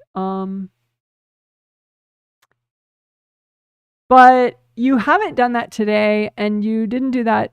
You did it once yesterday, but that's less than before. So I guess since the last healing, you've been more staying, like, you know, in all the tree trunk places, your major joints, you've been more there. I think that who is it for stuff that we did 2 days ago, you could redo that. That's interesting stuff, because, you know, you have a helping profession, and I think sometimes it's easy to get other people's energy in your space that you're trying to help. And, so the idea of who are you doing your work for? Are you satisfied with your work? What fulfillment do you get from your work? Versus because I think sometimes you're kind of like, well, it's like you lose the enjoyment of it, but you don't realize you could get it back. Like kind of what we did with call back and give back other people's.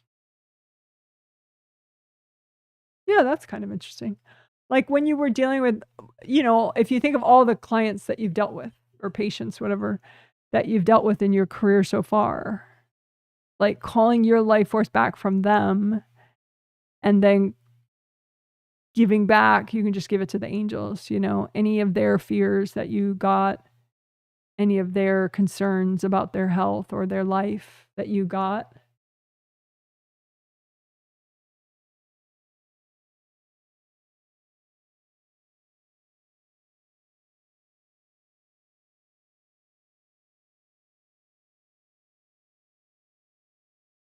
You have a lot of fear of making a mistake.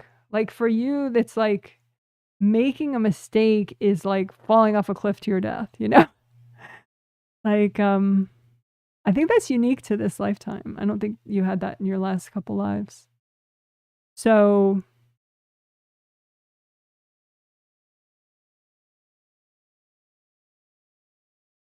it seems like you got that from your mom's side of the family.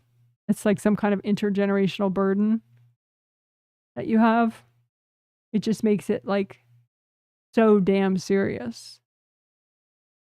Like, oh my God, I just ruined my entire life. Ah, And it makes you perceive other people's problems in like that really life or death way too. Like not maybe patients, but like your spouse and, people close to you. So yeah, I would say like maybe, you can just imagine some boxes and just imagine them full of all your fear of doing the wrong thing and just blow them up or melt them, like keep clearing your fear of making the wrong choice, making the wrong decision. Because like it's really, it just doesn't add up like how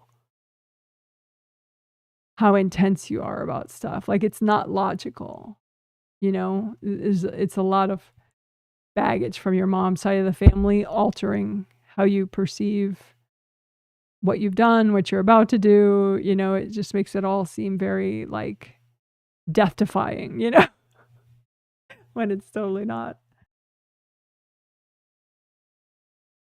So yeah, just clear more fear around making a mistake, making the wrong choice, clear all that fear. And specifically just whatever baggage you got from your mom's side of the family. Yeah, you can keep doing you can however you want, but you could do wisdom bubble exercise, get the bubbles, or you could just blow them up or whatever. But yeah. I hope that makes sense.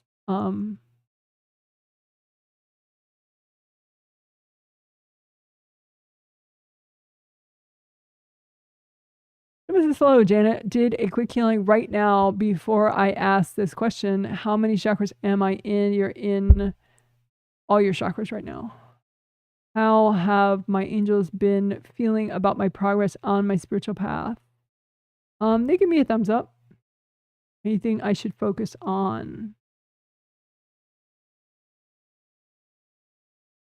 They're mentioning your creative rings, specifically the lower two in the back half of the lower two creative rings, that the flaps of those tend to stay open too much. And we did it if you redo the creative ring section that we did today, but zero in more on the lower two creative rings of the three and the back half. Because we removed hard shells that keep the gold light from permeating. And I think you have some more of those hard shells that we did enough that, is healthy and gentle amount, but like maybe this evening or tomorrow or the next day, you could do more. Keep working your creative rings, specifically I guess the front and the back of the lower two. Because the upper creative ring is the gold light permeates much better than the lower 2 creative rings. So there's like some hard shells, which are technically they're created by energy blocks. You could melt away energy blocks within the creative rings and just above the creative rings. Or you could just take off the hard shells, but also blocks. But just so that the gold light permeates better, so that more cords melt and the flaps close more fully. But the tree trunk stuff is really seems to be helping you a lot. Unblocking those major joints and here, and just thinking about being in those areas seems to be really working for you. Someone says, well said. I absolutely agree. I'm glad you agree. Not sure what you agree with, but I'm glad. So it says, hi, Janet, enjoying your older self-guided healings while keeping up with your new content headed into, so you get to see all my different hairstyles. While keeping up with the new content heading into this week, is there anything I should focus on as tensions are picking up in the divorce? Yeah, cords. I'm wondering if you've seen those old videos I have on divorce. I have one that's divorce and one that's divorce with children. If you search Janet Wright divorce with children, hopefully they'll come up. There might be a lot of other people's videos that come up, but if you put Janet Wright, maybe healing in there too, and then divorce with children. If you want, just because it just discusses different concepts related to, energy work and divorce and what it involves.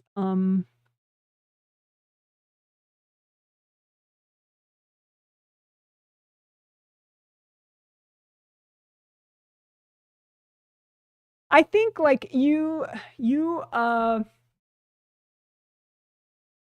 mostly have a vision of what you want post-divorce from your life, but there are still some sort of ideas and goals that you have in your space that you created together with your spouse. So it's not really their energy in your space, but it's like what you both had planned to do together. And you've cleared about 2/3 of those out of your space, but not the last third of them. And then your spouse keeps courting, your soon-to-be ex-spouse keeps courting those images. So if you just put out in front of you copies of plans, like we could call them, plans and ideas that you made together with your spouse, and then just run gold light through them and hand them to your angels or whatever you want to do with them, because obviously maybe most of them you don't want to do with your spouse anymore. Or maybe, some things you still want to do with him once he's your ex or her, I don't know the gender. But anyway, so I hope that makes sense. So yeah, just you've brought in like half of the new ideas of what you want to do post-divorce, but these old ideas are still taking up some space in your mind and your heart and your emotions, and your soon-to-be ex-partner is courting them a lot. So you could just finish, uncord, get rid of all the old stuff that you don't like, change something if you want it in a different way, whatever, and then you can finish bringing in the new stuff. There's a video too, call back, bring in. If you search Janet Wright, call back, bring in. And you could do that in the context of the divorce and call back your unique life force in case your spouse has any of that, or your soon-to-be ex-spouse has any of that, and then finish bringing in your new plans. Not that you have to bring them all in, but I think the more of your new life that feels real to you, the more of like what you're headed towards, what you're working towards, the goals of you post marriage, it makes the little divorce related skirmishes appropriately trivial. You know what I mean? It kind of it puts them into context so that you don't you're more non-resistant because you're uplifted by the energy of your new goals. So if that makes sense.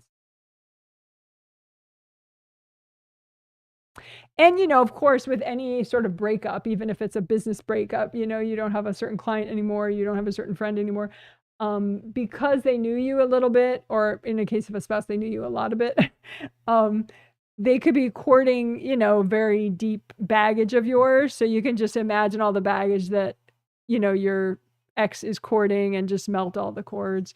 Kind of like what we did. I think we did it in the wrap-up section of this healing, you know, right towards the end. It'll be right at the end. It'll be the final chapter of the healing when I do all the little chapters within a day. But part of it we did was uncord your backlash people. So you could consider your ex a backlash person.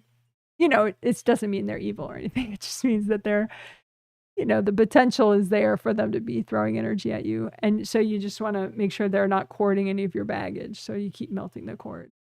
So that allows you to transform more without triggering them so much. Because if the cord's there, then they kind of get this big wave of energy every time you bring in a lot of new energy or do something big. And then that's more likely that they're going to backlash and throw stuff at you. Whereas if you keep melting the cords, they can learn to, you know, ignore you and not get so triggered by what you're doing. Less violent. If that makes sense. But yeah, and if you could post questions under any video really about this kind of thing, but you know, also that divorce video is a great place to post questions about this stuff too, if you want. But you know, you don't have to match the theme of your question to the theme of the video. Someone says, thank you for the feedback, Janet. My angels were really trying to show me those UB points, but I just wasn't getting it. I'll be checking for silver from now on. Yeah, thanks for the help. For me and your spouse. Yes, no problem. Yeah, those UB points, urinary bladder meridian, the yellow one right there. First 2 points are pretty cool. All those points, you know, for like eye tension, eye pain, you know, those would be good ones to unblock and repair. They're all cool. I'll link that video playlist.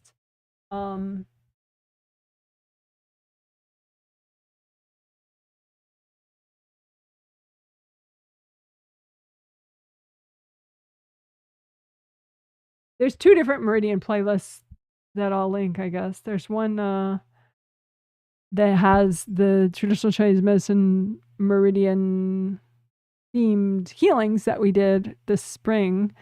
But then the other one is just the meridian videos, you know, 12 for the 12 regular meridians. There's like a 1-minute video for each meridian that shows the flow and the points and everything. I didn't make those videos, but they're really cool. But just for kicks, this is the urinary bladder meridian video. If I can find it. There we go.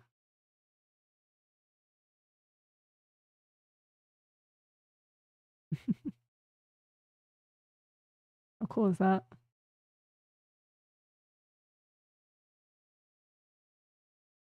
That's just showing how the 2 branches of the meridian become 4 branches of the meridian.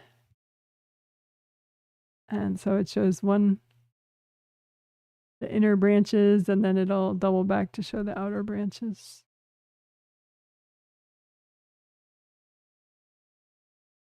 And the, you know, white is, you know, an unfortunate color to use, I guess, but because you don't want your meridians to have white energy in them. Red is a good color for life force of your body. Anyway, it's a cool meridian. And since it starts, you know, right in your eye there, a good one to know about. Sorry, the end of that video. There we go. It ends in your baby toe. All right. How about that? Yay for the urinary bladder meridian. Woohoo!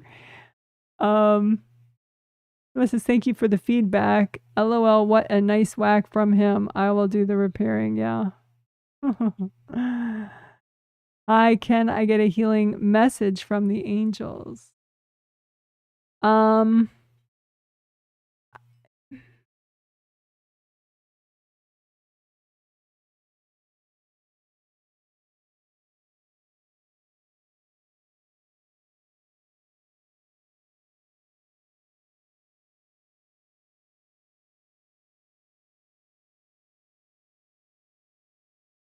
It seems like, you know, I'm good at chakras and auras, and I'm okay at hearing angels too, but since one of my specialties is chakras and auras and, you know, all the like sort of mechanics of your energy system, your angels wanted me to just sort of do that kind of a quick read.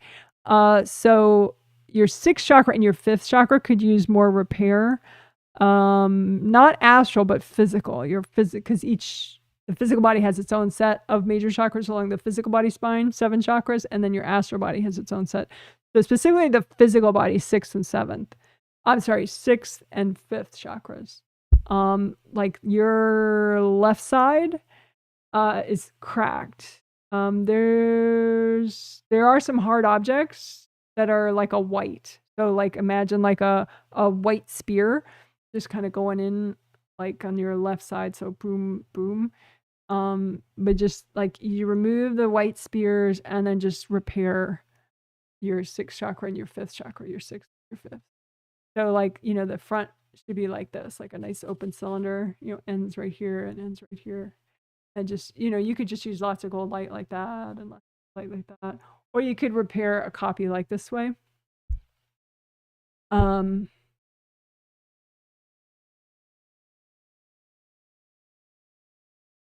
Your auras seem fine. I don't know if you did the aura repair section that we just did, but your auras seem repaired. It's just the chakra still has damage. So at some point, the auras were ripped for you to get that level of chakra damage, but then you have repaired the auras, but the chakra damage is still there.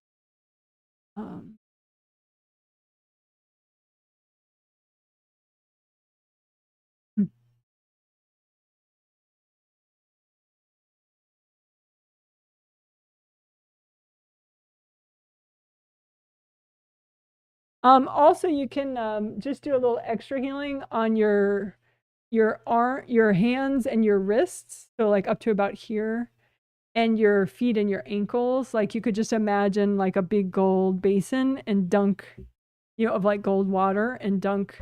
At first, I thought they meant you should like do an Epsom salt soak of like your feet, you know, in like warm water and Epsom salt, but they don't really need you to do that. I mean, you could, but that's not really their point.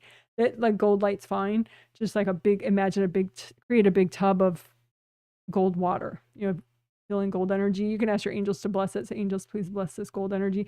And then just like dunk in up past the wrists just to get just to soak, because it seems like, and your feet too, so just make them down there, you know, for your feet, and just sit your feet and your ankles in them.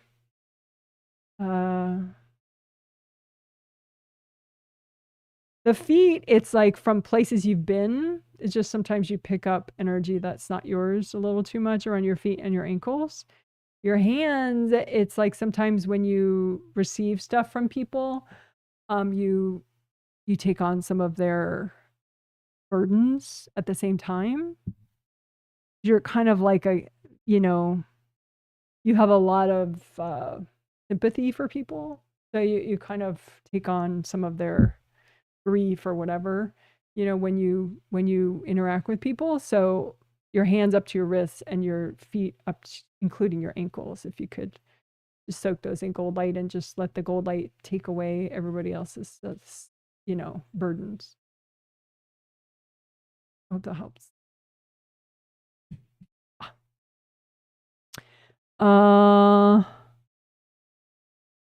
You specifically say having problems losing weight.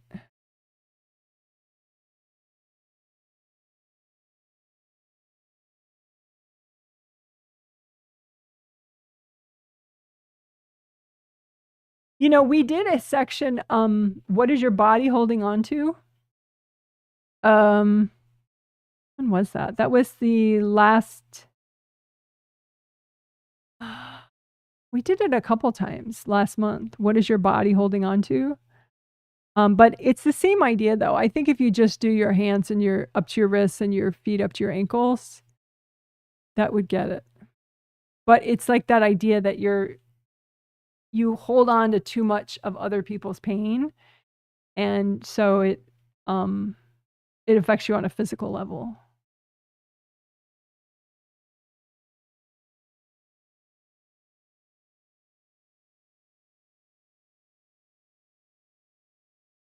I mean, because, you know, actual physical food choices, I think that stuff you're all aware of. I think what you're not aware of is the stuff about holding on to people's stuff, you know, the sort of metaphysical, emotional, psychological stuff.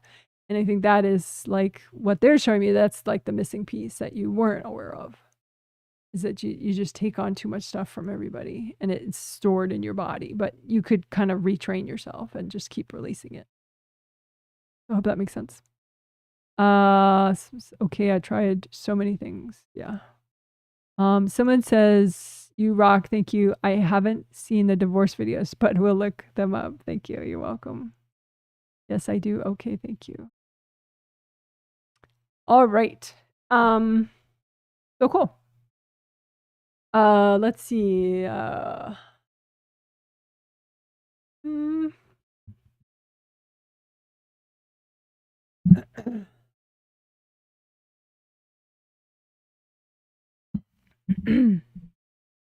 See, I'm not sure I have much of a garden update, but usually I say that and then I prattle on for like several minutes, so we'll see.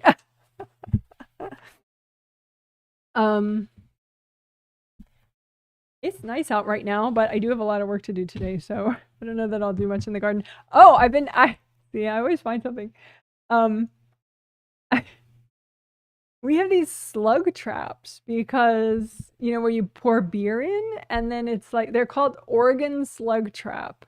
And they're just these little plastic things that you stick in the ground. And then there's, you know, it's like a little basin you pour in the beer, you put the lid on, and a lot of the lids break off, but you can just sit them on top. And the lid is so that the rain doesn't dilute the beer, because the slugs are attracted to the beer and they go in the beer and they drown, unfortunately. But I guess as death goes, maybe it's a happy death because they like the beer. But anyway, it is cruelty to slugs for sure. But for me, it's an acceptable cruelty because otherwise they eat all our kale. We have no kale to eat ourselves. So I do kill slugs. I admit it. I am a slug killer. And I wasn't using the traps for a while this summer, but the slugs got so bad. So I think too, because we had like a summer rain. They were bad already because we had extra spring rains more than normal. Like they lasted like at least a month longer than they would normally. But then we had like a week and a half of rain like recently, like a month ago, which we never have in the summer. So I think the slugs are like, you know, raw. Yeah. So I had to do it. I have to. So like each night now I go out and I check the slug traps and I dump them out the old stuff and I fill it back up with beer. And my husband bought me this case of like really cheap beer. It's called Rainier beer. And he thinks it's terrible beer. I don't know. I'm not a beer drinker. So to me, it doesn't taste that bad. But anyway, it's for the slugs, not for me. But anyway, so that's what I do. I kill slugs. Because we need to be able to eat kale. And I have like 3 different kale beds of kale. And man, those slugs. It's intense. Like we may not end up having enough kale, which is kind of absurd because we have all these kale plants. We should have more than enough kale. So we'll see. But hopefully, I'm hoping that, with me being really consistent with the slug traps, that the kale plants can grow more and more. And I should probably fertilize them because I haven't fertilized my kale plants in forever. So maybe I'll fertilize them again. It's just that, like, I think it was last year, I fertilized my kale, like, way too much. Like, initially. But when I planted them, I put all this composted chicken manure because you can buy, like, bags of, like, it's, like, aged chicken poop. But it's so aged, it just is, like, really smelly dirt, And I put too much of it in the garden. So my kale, like, grew, like, monster giant leaves, which I guess stresses the plant if you over fertilize and they grow too much. So I think maybe I've done the opposite mistake now and I have fertilized them slightly too little. So I have some stinky like fish kelp liquid fertilizer that's pretty gross and you just dilute it into a watering can. So I should probably do that today maybe or tomorrow if I don't do it today. for lysicale plants. But anyway, so that's really most of what I do right now is just try to kill slugs. We should be able to harvest some green beans next week. Oh, and that wilty green bean that I showed you last time, because I had picked one green bean because it was near the ground. It was like the first green bean of the season because our green bean plants are so behind. And I gave that to Izzy, so he got to eat a green bean. He liked it a lot. He didn't care that it was wilty. Oh, and it's so funny. If I give Izzy a blueberry, our blueberry bushes are doing great. That's one thing that's, a total success. If we give him a blueberry, it's so cute. He takes forever just to eat one blueberry. He partially chews it and then he puts it on the ground and then he'll chew it some more and then he'll put it down on the ground again. It's so adorable. So maybe I'll film him eating a blueberry at the end. That would be funny. All right, so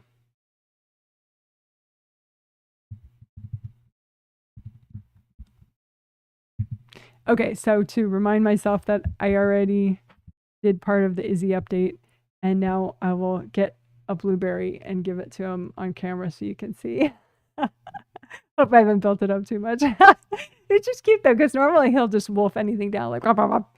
But with a blueberry, it's like something different. All right, hold on. I'm going to get a blueberry for Izzy.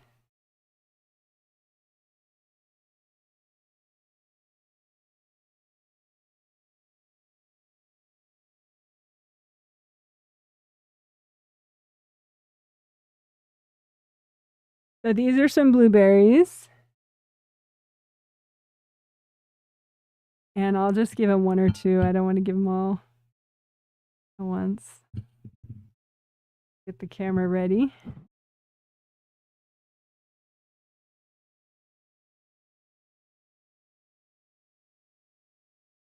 He doesn't know the word blueberry, I don't think, but he knows his name, and I've been saying it a lot, so he knows something's up.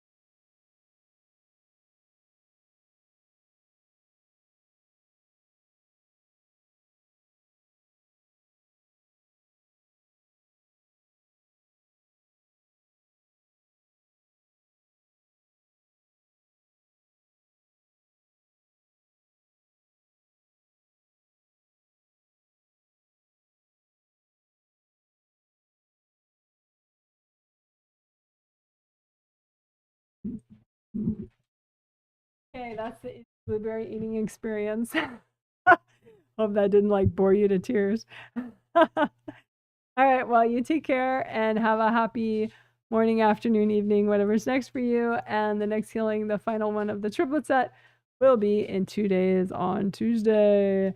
And then we will do the twin set on Sunday the 15th and Tuesday the 17th of September. And the 15th is also when November sessions will go up on sale on my website, believe it or not. And I will have to push the sale time back by a few hours because I'll be doing the healing during the time they would normally go up. I'll have to change the time for that on my website. Haven't done that yet. All right, you guys, you're amazing. Let's have some double confetti to celebrate how fabulous you are. Oh, and if you haven't given the live stream a thumbs up, if you could consider giving the live stream a thumbs up, that would be fabulous. There's my thumbs up for you right there. Okay. Yay, you're amazing. Bye.